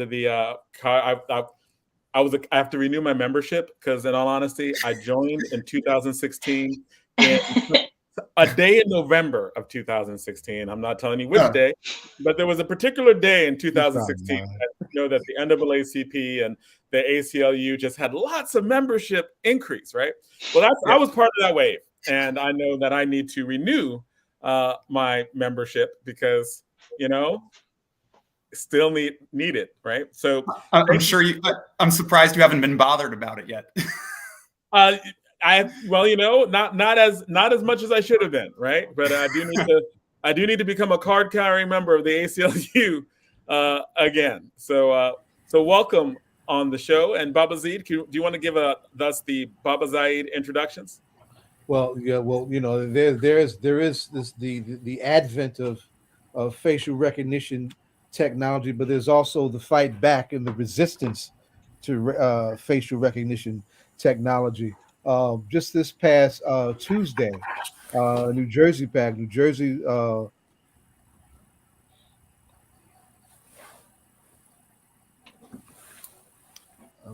y'all hear me? I'm sorry. I can hear you. Yeah, we can hear you. Okay. We can hear you. We hosted a very important roundtable on the Attorney General's office wanting to roll out this new technology and having some soft community conversations about it. Some of us were furious about it, quite frankly. And I sent out an open letter to the governor and to the new Attorney General today from NCAP, from Newark Communities Accountable Policing, because this is not what we need coming from the AG's office. We need that transparency bill to be we need that independent prosecutors bill to be transparent. We need them to get behind strong police reform bills like the civilian review board bill, a police transparency bill, banning no-knock warrants, banning chokehold. That's the stuff we need. We don't need facial technology that is proven to be racial in its application and in its faultiness, and it's also tends to be used to surveil and to infringe upon the rights and the well-being of dissenters in public protests when it has been used.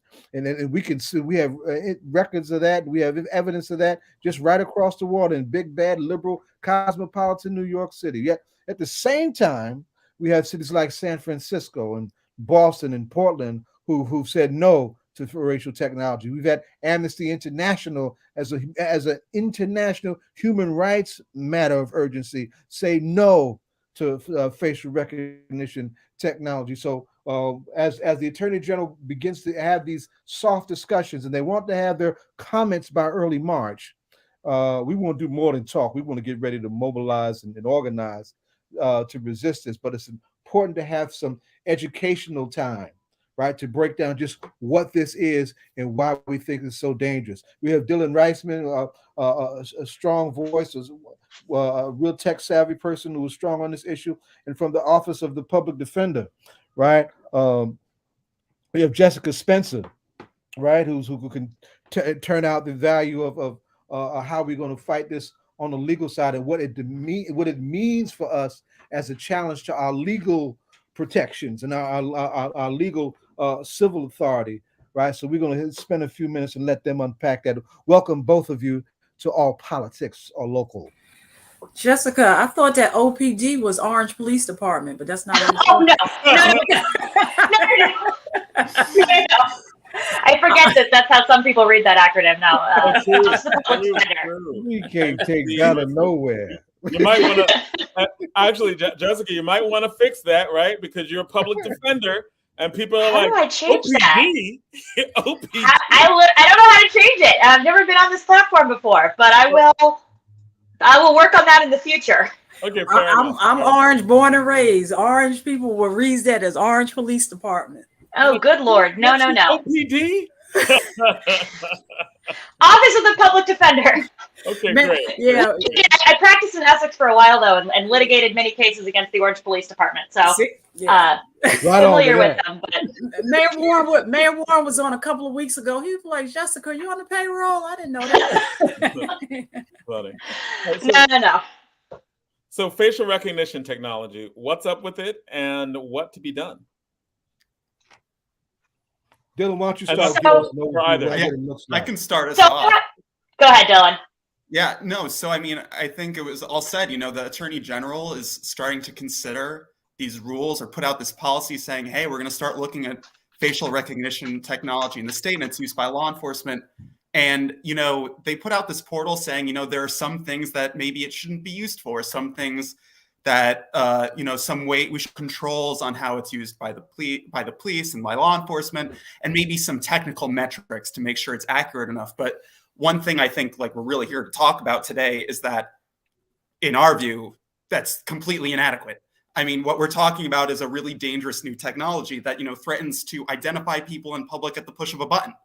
And there are a lot of problems with it. We can talk about the racial disparities that are endemic to it, the ways in which mass surveillance has always been used to target communities of color, particularly Black communities, and even putting everything aside, the ways it impacts everyone, just basically subjecting everyone to what there is these great researchers from Georgetown, the way they put it, I really like how they put it. It's subjecting everyone to a perpetual lineup. They take a picture of you, and if the police have a picture of a crime scene or something or anything, maybe not even a crime scene, they can run that through a facial recognition algorithm and use that against the whole database of images that the government has to identify you. And that's a clearly really dangerous technology and dangerous power. So that's kind of what we're here to talk about. And it's interesting that it's consistently called a technology, because I think one of the things that a lot of people don't necessarily understand about facial recognition is that the computer only plays a tiny role in the overall application of this technology. So the way that it generally works is you get a still shot from a video of some sort, either a crime scene, a protest, whatever. And police have to evaluate that photo and decide whether or not it's up to snuff to go through facial recognition through the software, because the software, it turns out, is only as accurate as the photos that are being put into it. And this is one of the things that's evaluated in a number of the technical specs, is what kind of pictures is it good at evaluating. And so at that point, police will often are permitted to edit the photograph. If, for example, you're turned to the side and they can't see half of your face, they're allowed to rotate it back to the front and maybe mirror over the other half to create the other side of your face. If the eyes are closed, there are certain police departments that are permitted to just Photoshop in a random pair of eyes, because the program can't work if your eyes are closed. So once the police are done editing this picture, they then submit that to the program, which spits out a set of matches. They don't just turn out one. It turns out a list, somewhere between 10 to 300 images, and it ranks them and gives a score to each one and says, well, here's how likely we think it is this is this person. And then another human has to go look at the edited photo as well against the lineup that's been spit out by the algorithm, and then the human gets to make the final decision on who is the match. It may or may not actually be the individual that the machine thinks is the highest ranked candidate. And even like the rest of the police departments or whoever else sees this flyer, they will only see that there was a facial recognition match on that one photograph, whoever the individual, the police department selects at the end of the day, regardless of what the machine actually said. Okay, so that's interesting because I never knew that. And is this kind of like other forensic, quote, forensic science that turns out to be, it will be valued by juries in ways that are far beyond its truth value. As in, if you think somebody like, oh, it's facial recognition technology, it can open my phone. If it can open my phone, then yeah, why can't it tell somebody who is, going to be someplace where they shouldn't be, or identify someone? But what you're saying is that this is just glorified witness testimony, but it's not even witness testimony. It's the camera is the witness. And then you have other people who weren't even there, who didn't see anything, just take guesses as to what the right thing would be. And then they give it to a judge who takes more guesses as to what the right thing would be. And you get a general look. You still don't get actual, like the technology doesn't even work the way we imagine it to work. That's exactly right. And Dillon can talk a little bit more about what actually happens within the computer, because there's a whole other set of biases that go on there. But you've got the basic gist of it exactly right. And it's one of the great concerns about using this technology in front of a jury, is that it's going to put, a forensic science stamp of approval on what is fundamentally a human process. And I think that is really important to even the way in which we're labeling it. And then when you were like, hey, this isn't just a computer issue. This is really, when you look at it, it's just bad. It is third person eyewitness testimony. And by like the person wasn't there, right? The person sees somewhat of a picture. They see a bunch of other stuff. They fill some stuff in, and then they take a guess. Yeah, like, you got it. Like they literally take a guess. Like you have people who fill it in, take a guess, and you have the judge who guesses whether their guess was right. What's interesting? And sometimes we show it to an additional person in between and put them in a lineup and let them add another guess in the middle there. In case we didn't think this was murky enough. Law and Order, Dick Wolf, he pulls a lot of his stories from, it seems like he comes in and looks through your files sometime, the way he does his stories. But on his Chicago PD, he did a facial recognition one. And it was really interesting, on the outcome of that one. It resulted in somebody, getting locked up, being incarcerated, and because he was incarcerated, getting killed in jail. But and sometimes he embellishes, the ending and ever, to his, storyline. But I know that when I was just thinking about that, but that was actually a very interesting one he did with facial, and it was a facial recognition that they were using it to try to find a suspect. And that's a hypothetical. People have Sorry, been go ahead. wrongly. I was just going to say, people have been wrongly identified. Like, that has happened, and it has led to their incarceration. Like, here in the state, there was the case of Nigeria Parks. He was arrested in Woodbridge and it was following a lead generated from a facial recognition system. And it's happened in other places too. There's a guy named Robert Williams in Detroit, Michael Oliver, like all these three of these people wrongly identified by a facial recognition system and got arrested. And, they had rock solid alibis. They were in some cases 30 miles from where the crime was said to have happened. Okay, and no, so the question becomes. And they were all three Black men. And I think that tells you a lot about the accuracy, some of the accuracy problems with the technology as it stands right now. The accuracy in the application. But I think you also added more than just the problem of the technology in terms of Black men, but I believe you said they all three had rock solid alibis and they were still convicted based on you were recognized by the computer? They were not convicted, but they did get arrested. They were arrested and they were held in jail. Yeah. So they were arrested. They were held in jail. They had rock solid alibis, but the only reason why these innocent men were put in jail was because they, the facial recognition. But if they didn't have rock solid alibis, like let's say they just went to sleep, went home, they were by themselves, they went to sleep, they'd be in jail right now? Yeah. Very possibly. These are the stories we know about. Like, these are just the three stories that got New York Times coverage, right? Like, it says nothing about all those people who maybe don't have that same story, were asleep that night, and just don't have their story isn't going to get caught up by the, national press or anything like that.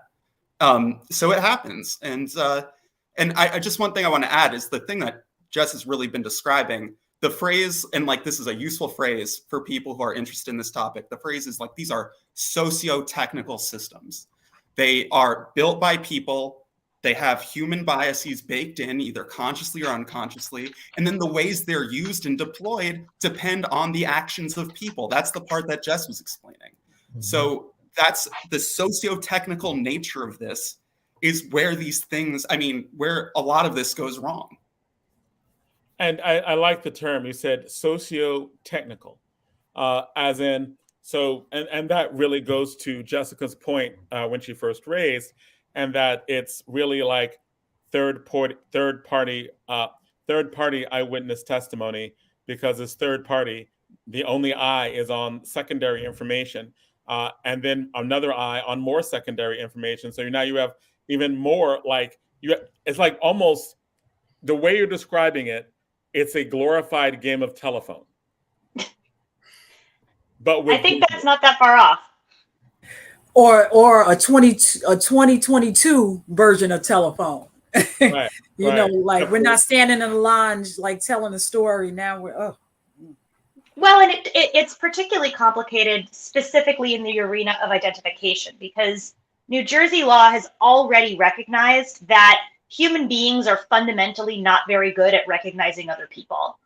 And we've got a great case, if anybody feels like reading it, State v. Henderson, that was decided in 2011, that incorporated a great deal of the social science research on identification and came out basically saying, look, the human brain doesn't work like a video recording. Our memory isn't perfect. And there's a ton of different factors that can influence us in making an identification one way or the other. Things like whether or not the person conducting a photo array knows that there's a suspect in the array. Things like cross-racial identification. People are, it turns out, worse at identifying other individuals, time lapse.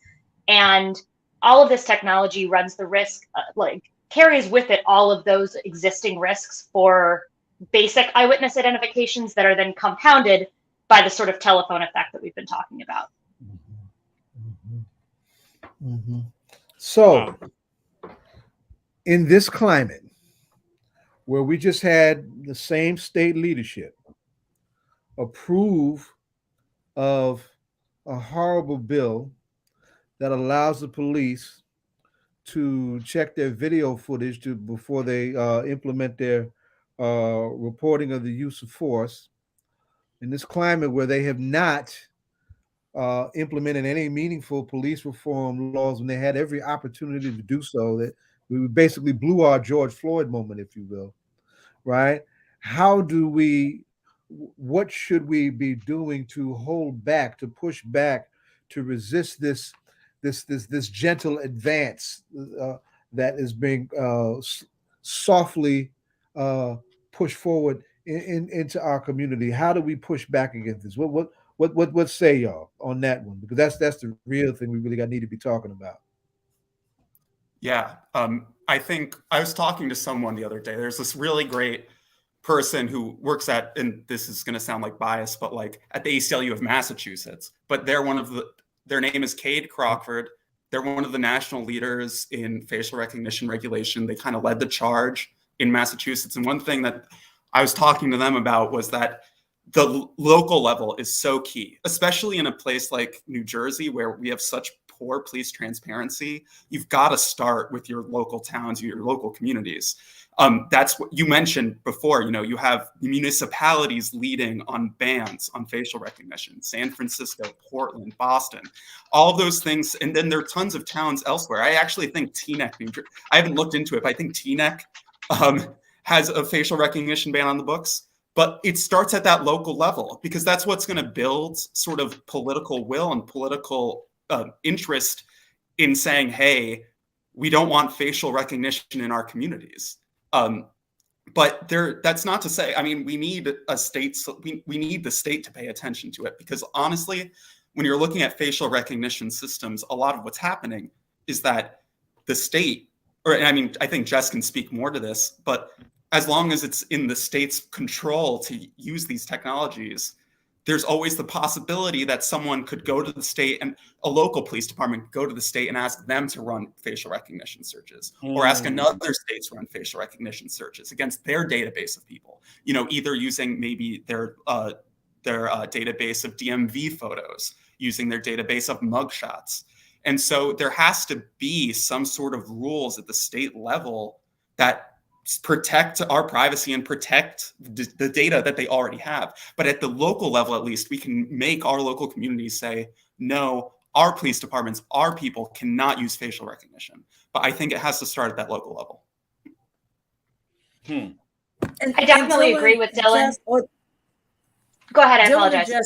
That's okay. But can y'all speak to the old-fashioned lineup?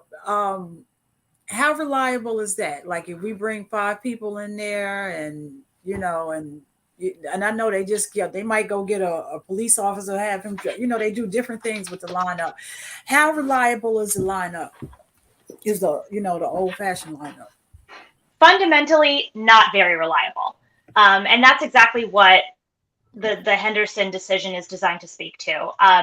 If you just walk somebody in with no instructions and give them an array that sort of vaguely has people who look similar, there's a lot of different ways that can influence the person's selection, and they're not very likely to accurately recall it especially if it happens more than 24 hours after the original incident. We know that our ability to recognize faces decays over time. We know that there are things you can do to help minimize the risk of misidentification. And again, not to brag on New Jersey, but we actually do have some really good law on this already in place, where if we give them instructions and say, look, the person that did this crime to you may not be in this array. And it's really important you understand that, and that you not feel any pressure to select anyone, because this person may not be there. You can't tell them that you found a suspect before you bring them in to do the array. You need to make sure that whoever is doing the array doesn't know who the suspect is or where they are in the array. You need to make sure that it's done within a certain time frame.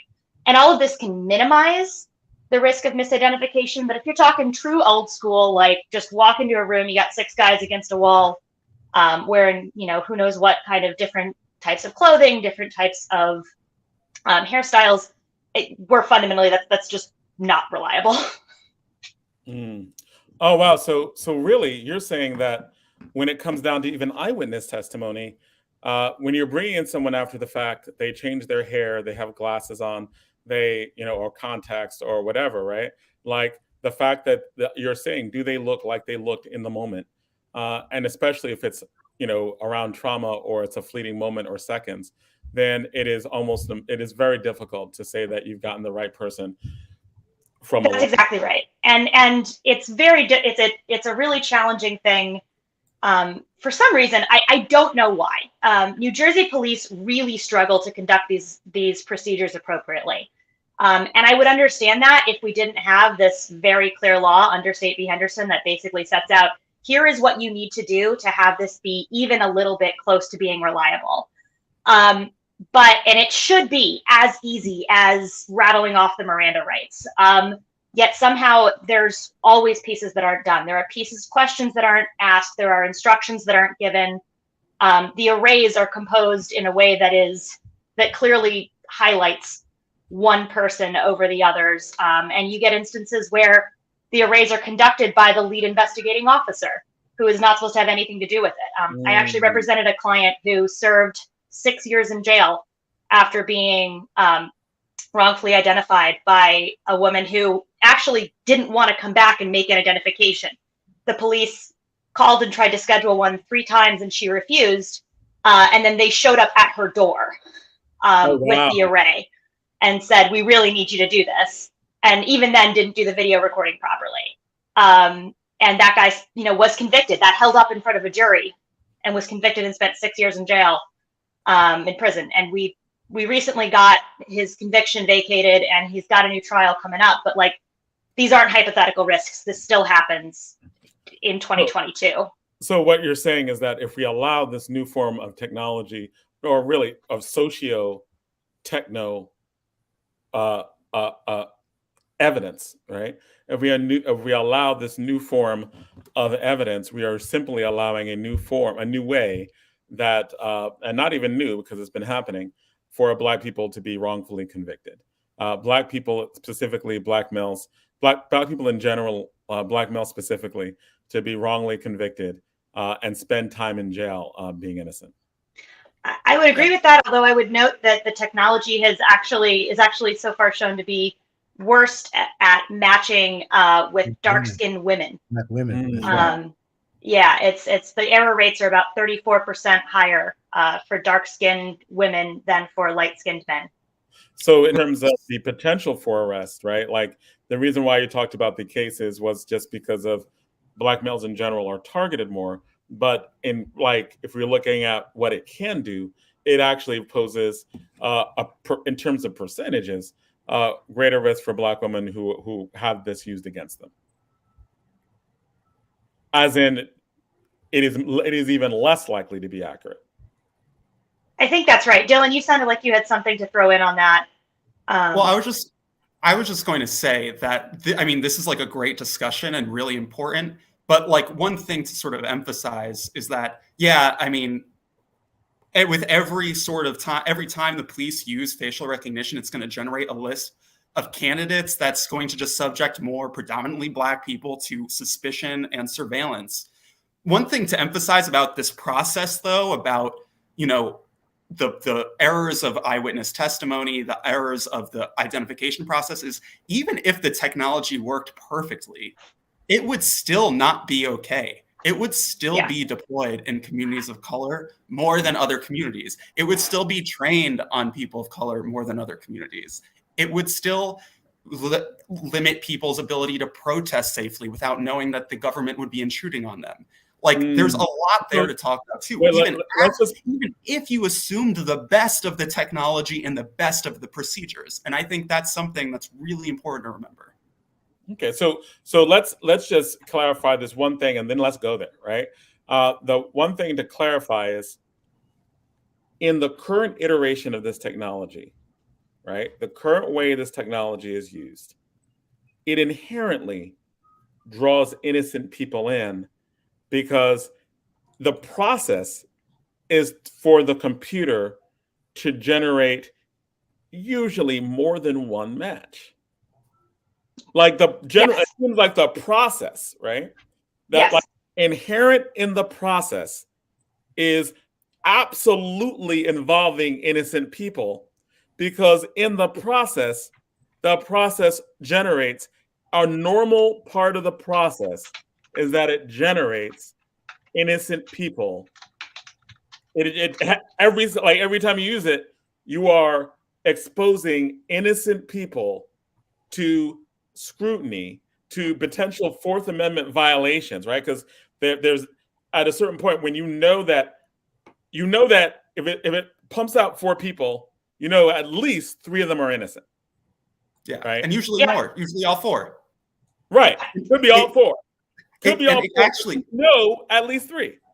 It gets worse actually too, because so when you're using a facial recognition system, it needs a source of faces to try to match against. And predominantly there are really 3 places those pictures usually come from. Sometimes there was the example in the state, and fortunately, this was the one thing the Attorney General has said no to, was the use of this tool called Clearview AI. They took pictures from all over the internet. They have tens to hundreds of millions of faces of people from social media. That subjects literally everyone to scrutiny.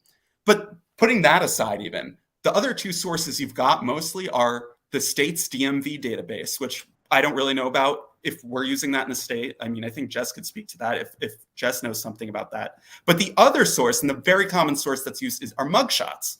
Mugshots, sometimes even if they're just convicted people, that could be enough to make someone wrongfully chosen in this case. But so many more people have their mugshot taken than are actually convicted of a crime. Anyone who's arrested. And all of a sudden, just by virtue of you having been subject to scrutiny in the past, you're going to be subject to scrutiny in the future again. And when you're if you're wrongfully arrested once, now you're in the system again for the future. But the one thing I wanted to say that was said in the beginning that we should pay attention to now that we have our phones, and because we say if my phone recognizes me, it should work in this instant, and that society making us more comfortable with this technology, that doesn't equate. That's not apples to apples, and we need to make sure people understand that. Good point, Donald. No, that's a very important point, because as Jess was talking about earlier, it's a completely different application. When you've got your phone in your hand, it's looking you straight on. It's got a clear view of your eyes and face. It's seen you before. You've registered your face with the phone. When you're talking about a blurry surveillance photo or even a body-worn camera, God forbid they actually put images from body-worn cameras into this, then what you're talking about is an angle. You're talking it's dark, it's blurry, and then all of a sudden you get what Jess was saying before. You get it's edited, and it's going to be a lot worse. And let me make light of this, because when you take your photo, you in the bathroom. Yeah. So you're not doing. You're getting your best angles. You're getting your best angles, and you're and you're really, making sure that's a good picture. And I'm even thinking about the DMV. So our DMV photos are always the worst photos. So, it's something that we really, because I can imagine, having worked in the courtroom, how an attorney would come in who's in support of this facial recognition would just use that argument to make it, listen, how many of y'all use this, would try to make it. It'd be, the other attorneys, job to counter that, but I can see them coming in making that argument to just make it seem so normal now. Yeah, that's the danger. So you are also saying that even if the technology was good, it still sucks. Now, in the very beginning, we talked about the after effect, right? Like what happens after it spits these pictures out. Jessica said that, Dillon, you could speak to what happens before it spits these pictures out. And I wonder if that's in the same direction that we were going, as in, is that just a flaw in this particular process, or is that something inherent, like even if it works right? Or is that something you just talked about? Like even if it works right, what we've inputted were mugshots, what we've inputted. Did you just answer the question I'm about to ask? No. But I think that's actually what you're talking about is yet 2 other problems, actually. The before step we're talking about was something that, so Jess had the middle there when the police actually have the tool in hand and are using it to spit out possible candidates. But what goes on before is also how the system is trained and built. And in those cases, there can be racial biases endemic to the system itself, not just in the identification process that the police or that the witness uses afterwards, after they've got candidates. So the tools themselves are usually built with, I love this example. So engineers build these tools and they need to train them on faces that in order to let the computer learn. That's the artificial intelligence or machine learning process. They train the machine to identify what makes faces unique, but they're only as good as the examples they're given. Oftentimes, it might not surprise you to learn that a lot of engineers feed white faces and mostly white men's faces into these systems. It's just a fluke. It's not a fluke. It's based in disparities in the engineering community and a lot of people's sort of unconscious biases about what faces are normal to test their systems against. One of the data sets of faces, and I love this example, and it's, I think, one that makes it real. When people are evaluating their facial recognition algorithm, one of the most popular benchmarks is a set of faces that engineers took from Yahoo News in 2004. They went on the Yahoo News website and downloaded a tons of faces to practice facial recognition on with their systems. The faces, who was in the news in 2004? It's pictures of George Bush, Donald Rumsfeld. I don't even know. I was like 12 when this happened. It's people. It's not, it's not representative of our country. It's not representative of our communities where they're going to be deployed, and that has a real impact on how the tool performs. And that's why you get more erroneous identifications for people of color, because it's kind of baked in. That's the front end part. But then the second part is afterwards. Even if that problem could be solved with better engineering, and people work on that. Even if that problem were solved, and even if the problems Jess was talking about were solved, you would still have the problem of what kind of society are we going to live in if the police have the power to identify people at the push of a button. And that problem goes to things we've already seen, which include things like the fact that these tools have been used to identify protesters. Like it happened in the summer of 2020, it happened all over the country at Black Lives Matter protests. It's not just being used to investigate crimes. If that wasn't bad enough, if that didn't produce enough errors, it's being used to identify people living their lives and identify people exercising their constitutional rights. And that's a problem. So even if we're talking about because you're representing the ACLU, it's really a fair game to say that this has also been used against the 1-6 riders, right? Like the people who are there, right? Like, cause I threw that in as ACLU because ACLU defends everybody, right? Like they're like, hey, it's free speech, right? Like we believe in it. It's gonna be right. Like whether it's the Black Panthers or the Klan, ACLU says you got it right. So Jonathan, wait, pause right there. I got to say, Dillon, that Ira Glasser was just on Bill Maher, and he said that free speech, you got to defend. That was his whole summary of his thing. If I'm going to defend free speech, I'm going to defend free speech. It's not because I like you. It's because I'm defending free speech. That was his whole topic. And so you're saying that even if you're catching people who tried to overthrow the United States and identify that there are police in your community that are working there, like there were some people who we realized in Newark, right? Like that in Newark that they were firefighters, whatever, policemen, right? Who went down to 1-6 and were identified by facial recognition software. You're saying even that is bad. I mean, this is why when we say like, oh, we have to defend free speech in all of its forms that we can defend it in, because knowing the nature of systemic racism in this country, yeah, we have a tool today that could identify 1-6 protesters. Great. I don't like the 1-6 protesters. But what's that tool? Who's that tool going to be turned on most? Who's that tool going to harm the most in the end? It's not people who look like the 1-6 protesters. It's the people every day going out and protesting police brutality. The people going to towns, protesting police, or just exercising any number of rights, including their right to, healthcare. Imagine someone. I mean, we're defending reproductive rights here in New Jersey. Imagine someone going into abortion clinics, someone being able to be tracked through some of the most private moments of their life. That's what we're protecting here. So yes, on one hand, it identifies 1/6 protesters, but guess what? We have a lot of ways to identify 1/6 protesters that don't involve installing a Big Brother type system that can identify any of us.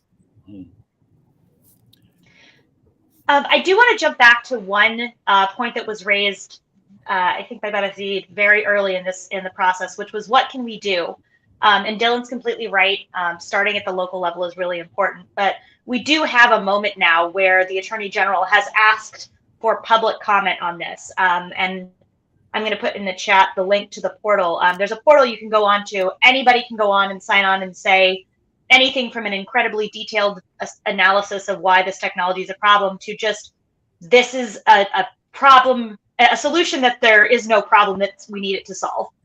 It's dangerous, it's creepy, and we don't want it here. And I would encourage as many listeners and as many people as can go on the portal and register their concerns to please do so.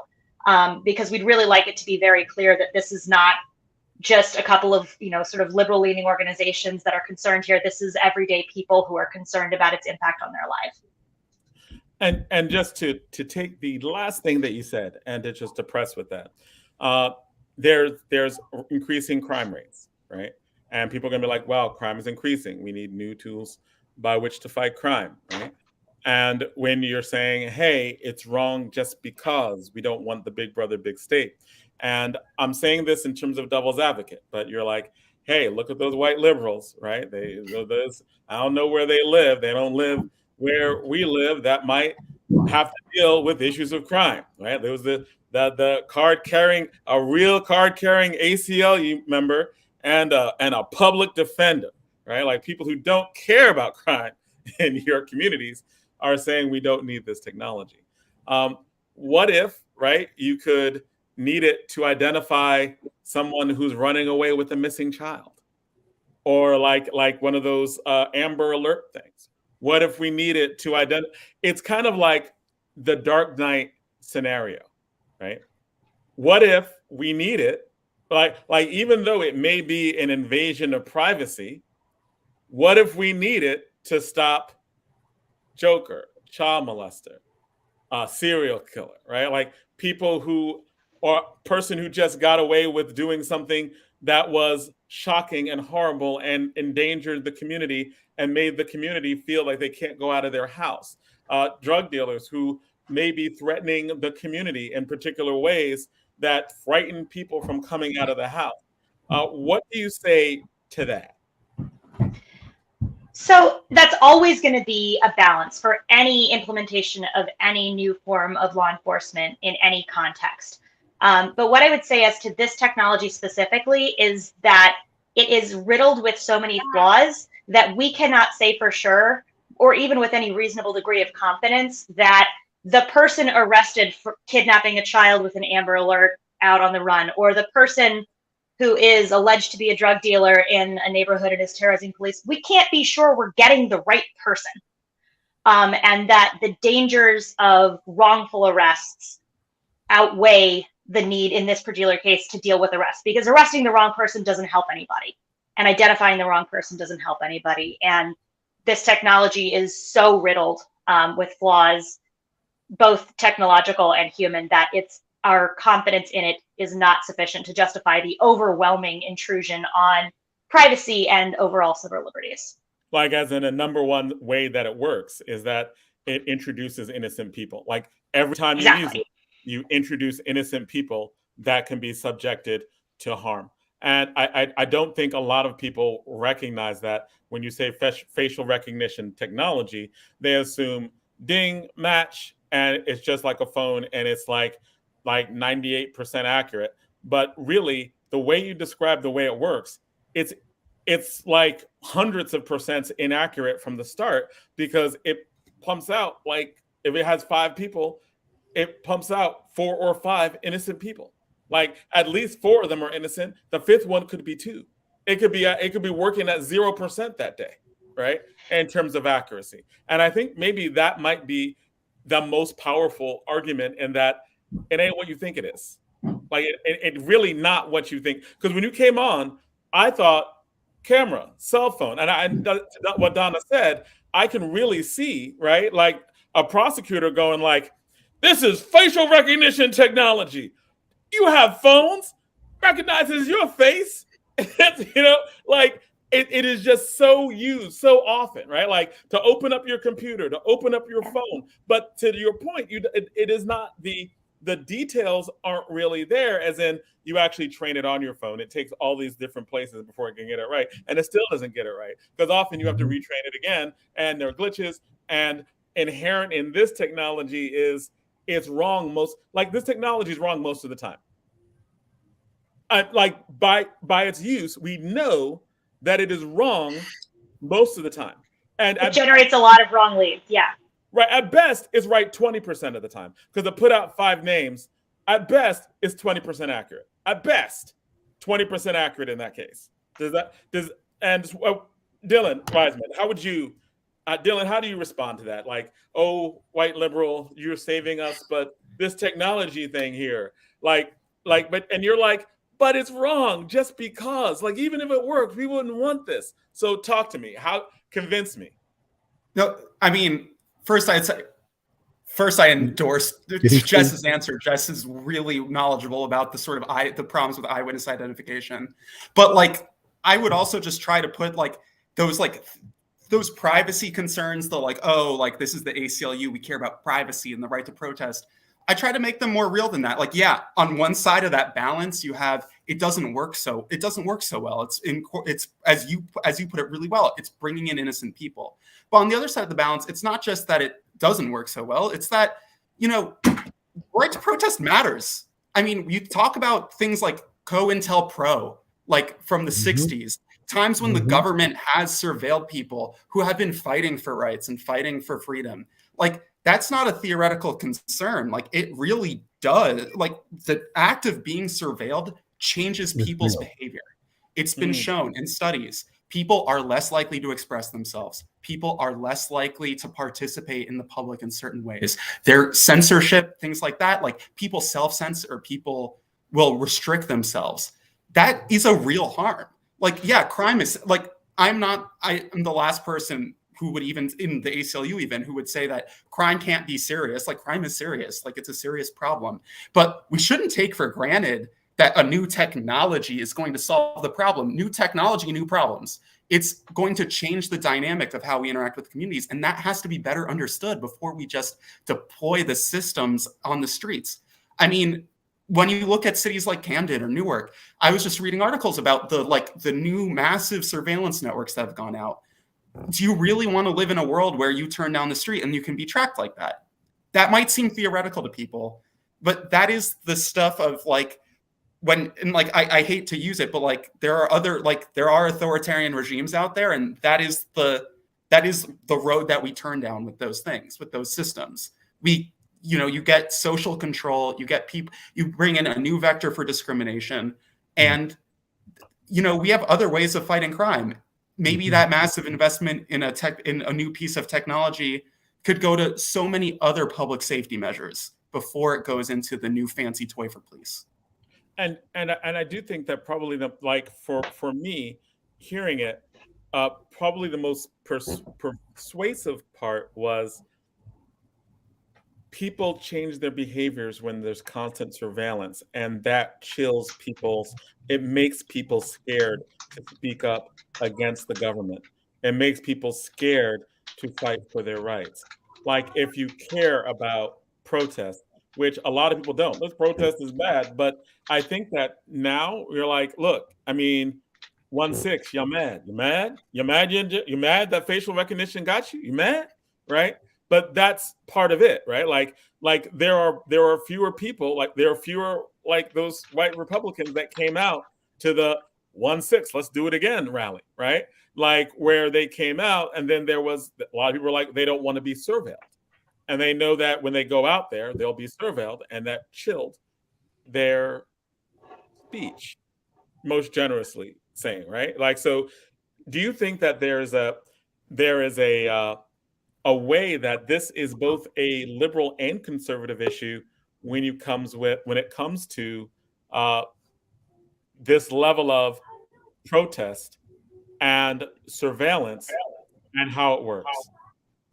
Absolutely. Yeah. I mean, I think it's like the classic civil libertarian take. I mean, you don't really recognize it in the modern Republican Party. I don't. That's me speaking personally, not on behalf of the org. But like, you don't recognize that in like a lot of places. But like civil libertarians, you know, historically, classically, don't necessarily know a party. It's people who, you know, want to be able to sort of live their lives and go out and protest for things. You know, yesterday it was 1-6, tomorrow it might be something else. Today is the truckers. The government's not without a remedy. The government, like, we shouldn't pretend that, like, oh, if it weren't for facial recognition, all those people at 1-6 would have gotten away with it. Like, no. Like, the reason they got away with it, a lot of those people get away with it, is because they already work in law enforcement in a lot of places. It's not facial recognition. Just facial recognition is the convenient boost we get to say now that say, oh, look how successful facial recognition was. But ultimately, that tool is still harmful. Like, there are other ways for police to investigate. The police, just because I'll put it more concisely. Just because a tool exists to make the police's lives make the police's lives easier, doesn't mean they get to use that tool.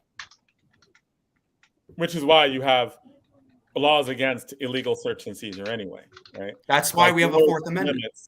And again, I do think that when you're talking about this, it really is, you're saying that this is bad eyewitness testimony. This is a way to like do actual illegal search and seizure. This is a violation of Fourth Amendment rights, as in you like this isn't a legitimate reason. If you're pumping out 5 names, that's not reasonable search.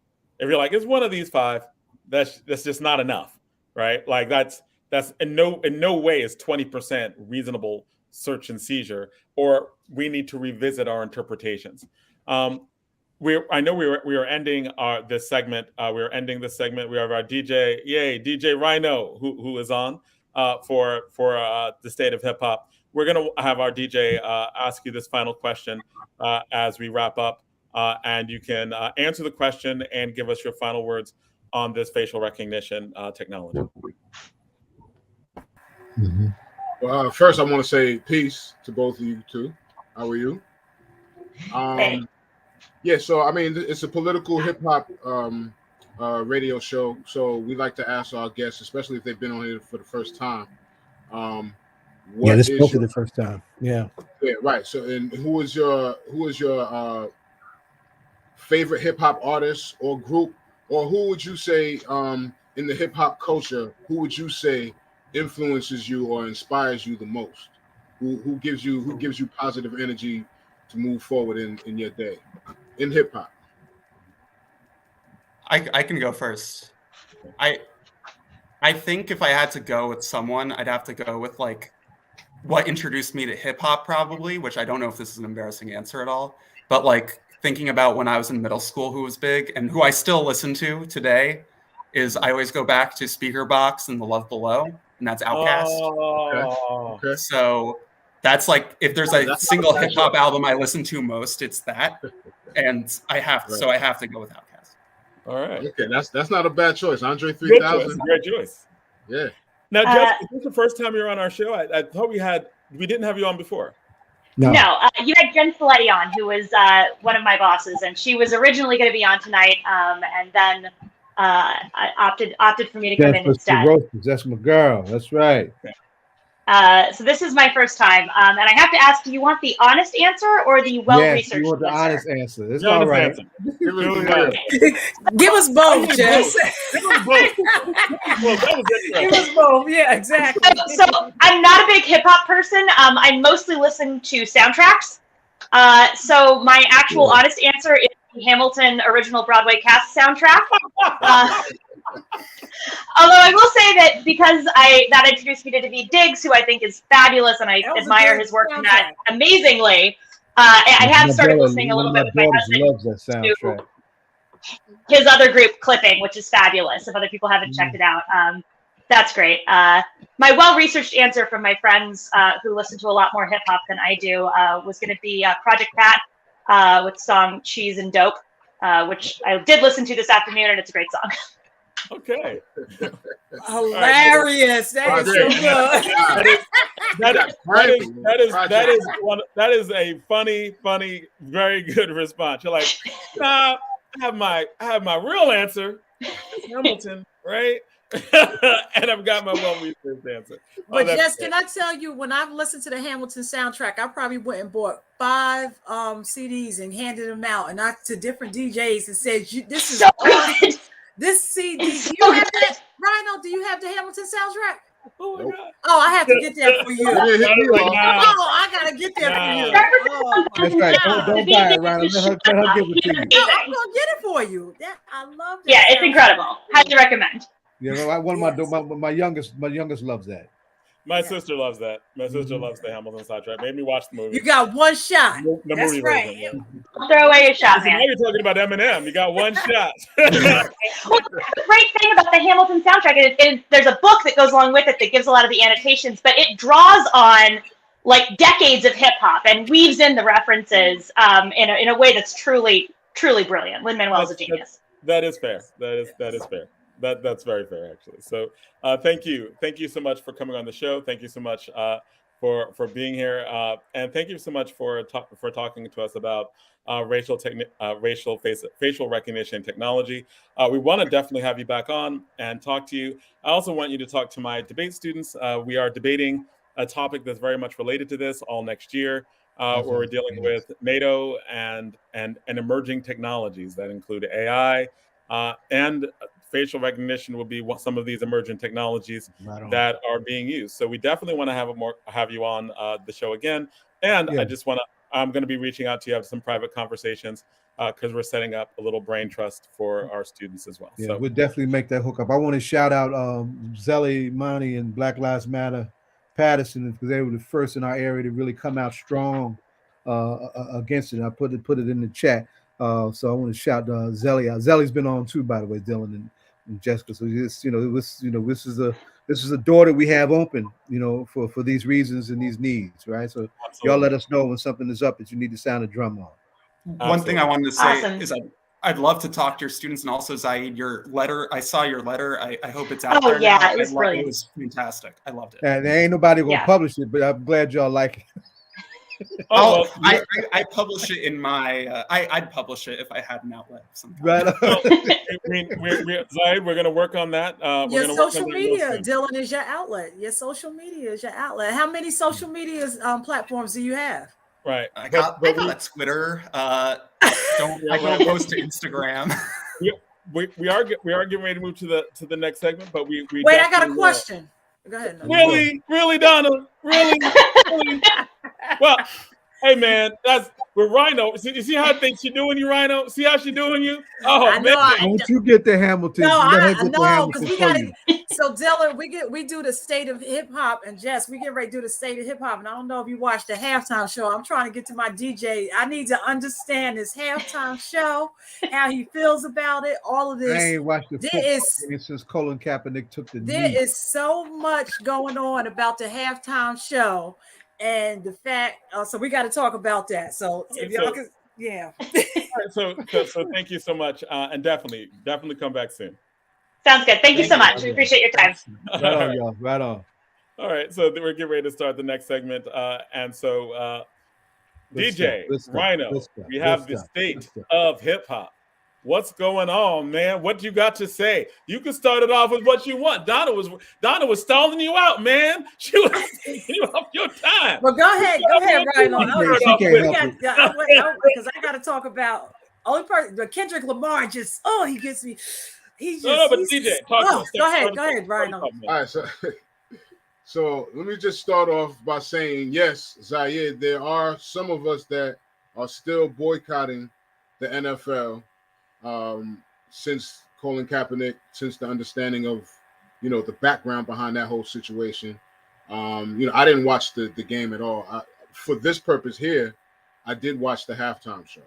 So the halftime show, Dr. Dre, Snoop Dogg, Mary J. Blige, Eminem, Kendrick Lamar, and surprisingly 50 Cent and Anderson .Paak was also a part of the show.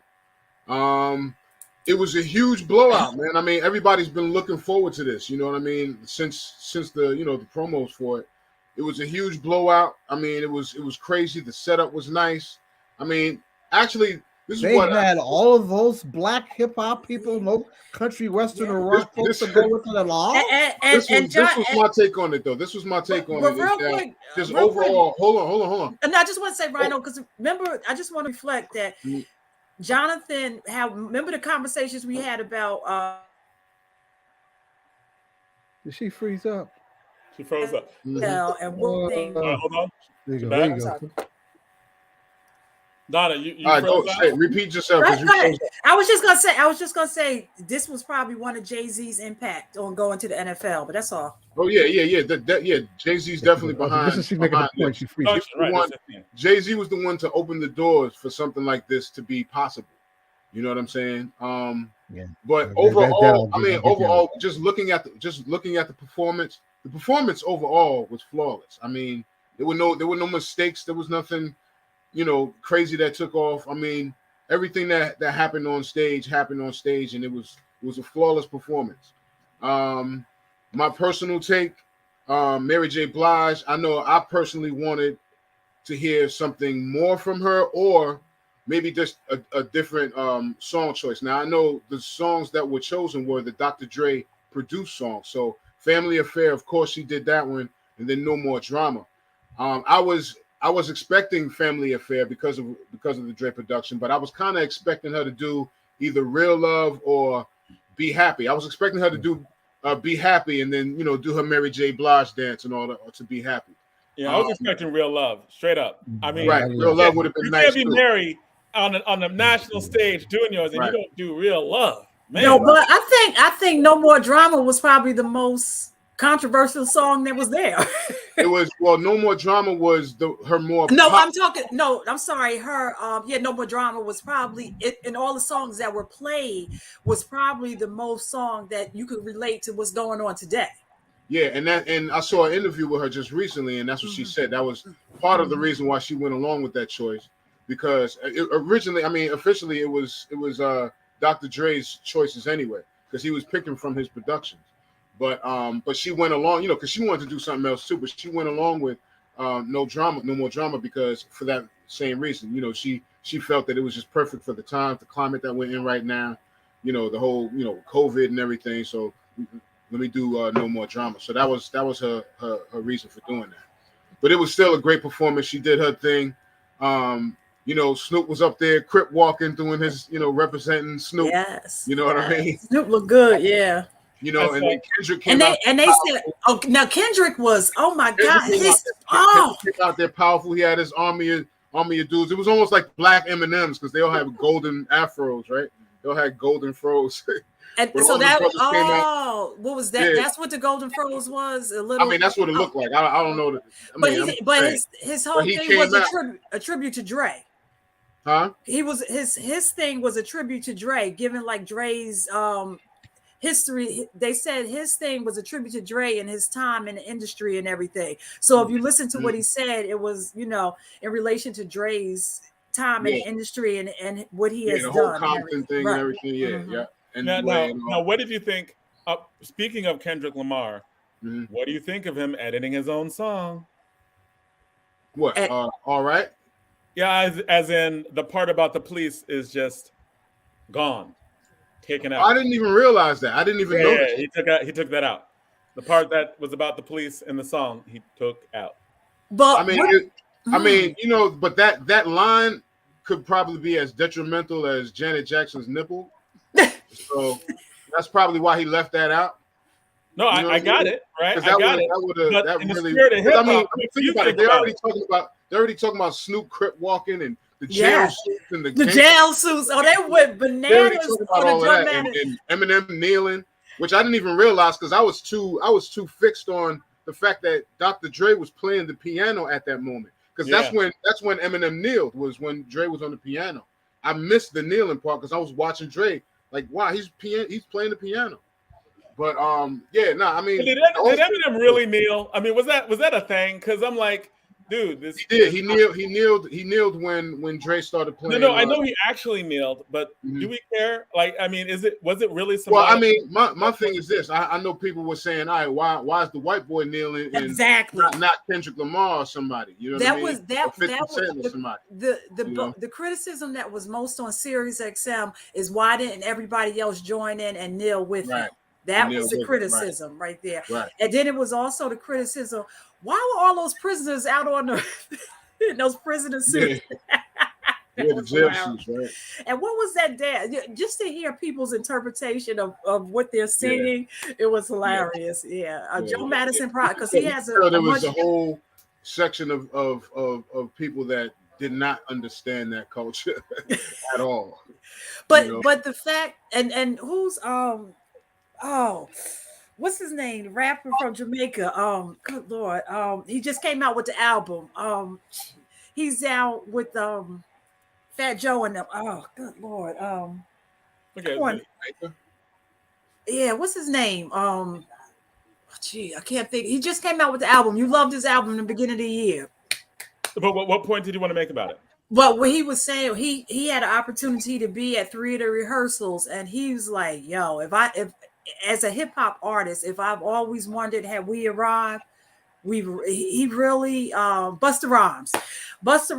He came to several of the rehearsals, and he said just to be there, he was really moved, But watching that show, Busta's a true fan of the culture. Mm-hmm. Busta Rhymes is a true fan of the culture, and he passionately engages himself in what's going on. You know what I mean? So, he feels. So what I think that it was purpose, that there was not going to be any quote unquote protest music, that they were going to focus on something else, and I don't know if that's okay. Yeah, I don't know if they're going to say we're not going to do what they expect us to do. Maybe that's the thing, and maybe the thing is like, let's do what we want to do and Dre show our portfolio. Because I still have to say something about Kendrick Lamar. I'm telling you, he moves me like I'm in church. He comes from just a very authentic place, just to watch him perform. So and to know where he came from too. You know what I'm saying? Kendrick came from Compton gang life. You know what I'm saying? I mean, he was also a church boy. You know what I'm saying? But he came He came through that. He came through that Compton gang life. You know what I mean? But it's like he leaves it all on the stage. He just and marries it. I mean, they all, I just think that the whole setup, and they were just talking about what went into the production and everything. So if you're looking at it from a production eye, I understood that it was perfection from that eye. If you're looking at it just from, I like hip hop, it was great from that. But I think it was a good show. But I know, like the last one, I think that really showed some type of protest was probably when Beyonce and who was when she did Formation. Like how many hip hop shows, how many halftime shows really show protests? And not many. But here's the thing, right? She shouted out Malcolm and the Black Panther Party with that, right? Right. And I don't think, and Beyonce, I don't think was protest. She was just black and saying black stuff, so that sounded like protest. Because I don't think anything she did was controversial in a way that was other than it was protest. I mean, when you bring in the Panthers, you're bringing in something, right? I mean? But I'm saying it is protest. It is history, but it is only protest because we are black and people react to our blackness, right? Like you bring in history and you bring in Panthers. Panthers should not be as controversial as they are. That's on other folks, not on us. It's not necessarily protest. It is an expression of formation. It was very black, but very black does not equal protest, except for reaction against white races. Like white people react, like that's why they're like critical race, right? Like anything that mentions black is critical race. Any like Toni Morrison novels, no, like like it's like that. But whereas this, and this is like it's not even a criticism. I'm like, if you like entertainment that doesn't make you think, this was great. I don't know if that's hip hop though. Right? Because was it hip hop? If it was hip hop, they wouldn't have censored the lyrics. Hip hop don't censor for nobody, right? It's like it's hip hop. If it's hip hop, it don't censor hip hop. Listen, Dr. Dre still had the line still not loving police. He still said that line. Yeah, they talked about. They did talk we're talking about that. Kendrick, but we're talking about Dre too. And you know, sometimes you got to balance it out. Kendrick's got a few police lines, you know, to watch for.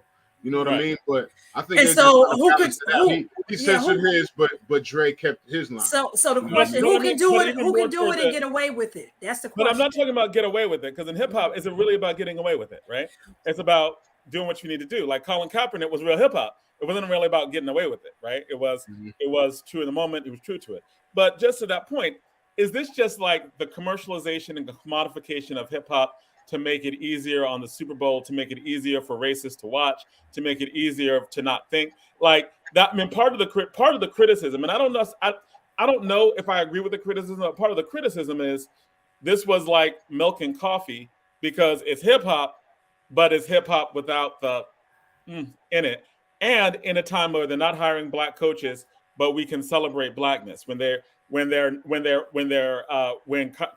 is still that they were NFL admits they were wrong about it, but he still don't get no show. But Jonathan, let me just, when they not hire a black coach, so that black coach takes him to court with an all-white law firm. But we'll talk about that next week. But go ahead.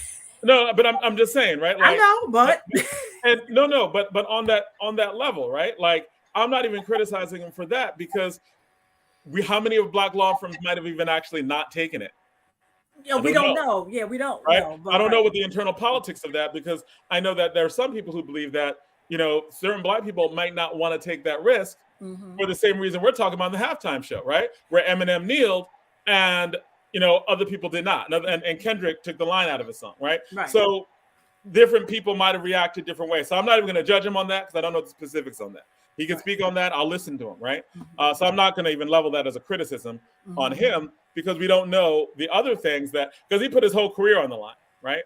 Like, he put his whole career on the line. So I'm not going to criticize the man who put his whole career on the line, right? Who might never be hired as a coach again, because of a strategic decision he made that we don't know the backstory of yet, right? So that's, to me, that's more some like right-wing propaganda. Oh, use the white law firm when he really put his whole career on the line in ways that other people did not.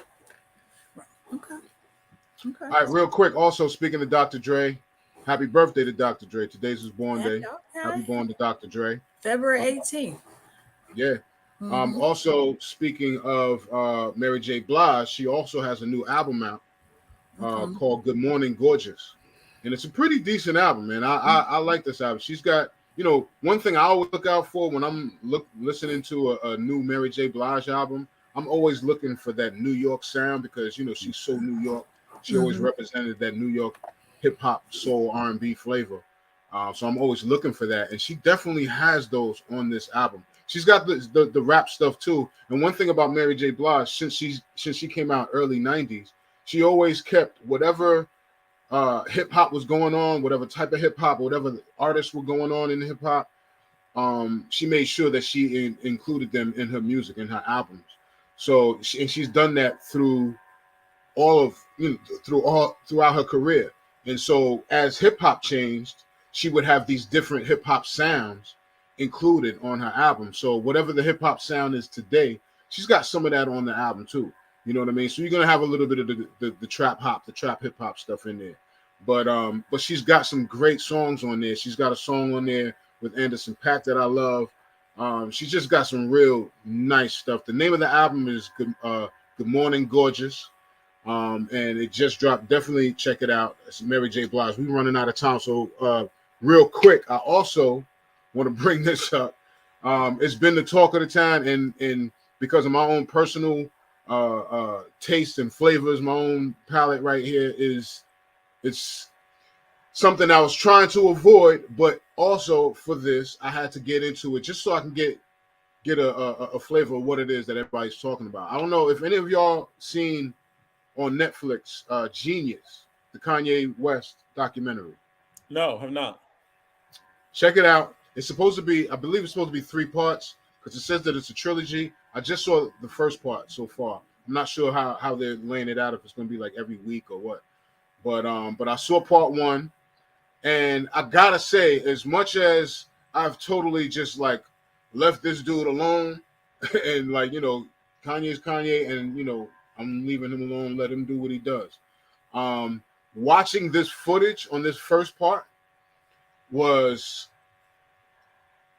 nostalgic. It was somewhat refreshing in a nostalgic way. You know what I'm saying? Just to see that young, little bit more innocent Kanye when he was a lot more humble Kanye. You know what I'm saying? Before the ego blew up out of proportion, just to see him on his grind. It was good footage, man. It was good footage to watch. It was good to see, and it was really, really sweet to see him and his moms together in this footage. You know what I'm saying? Rest in peace, Donda West. But yeah, if you get a chance, go to Netflix and check out his Genius. It's spelled with a J, JEEN dash YUS, I believe. That's how they spell it. I think whenever we talk about Kanye, we always have to put in the front of our minds that like we all know, like based on everything we've seen, if it runs the same way we've seen it, we know he's going to die before his time, right? We know that we don't know if it's going to be suicide. We don't know if it's going to be drug overdose. We don't know if it's going to be somebody kills him, right? Like the general way he's living and the general issues in terms of mental health that seem so up front and center. Like no one will be surprised. Like nobody is going to be surprised if they wake up one morning and the TMZ is announcing his untimely passing, which is why I always think that our criticisms of him, when we talk about him, we should always talk about him knowing that he's someone who actually needs intervention from people around him, right? Most definitely. That's the Juice WRLD documentary, right?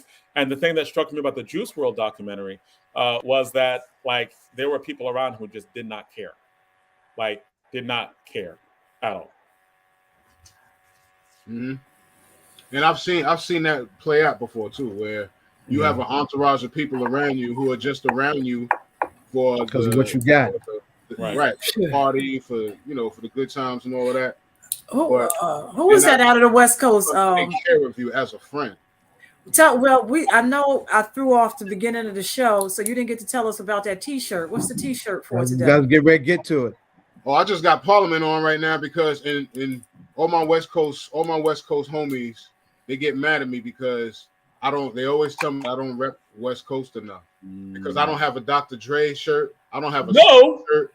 I don't have a Cube shirt. I don't have none of that. So I don't have a Death Row shirt, NWA. I don't have none of that. So I threw on Parliament because I know the West Coast represents the funk.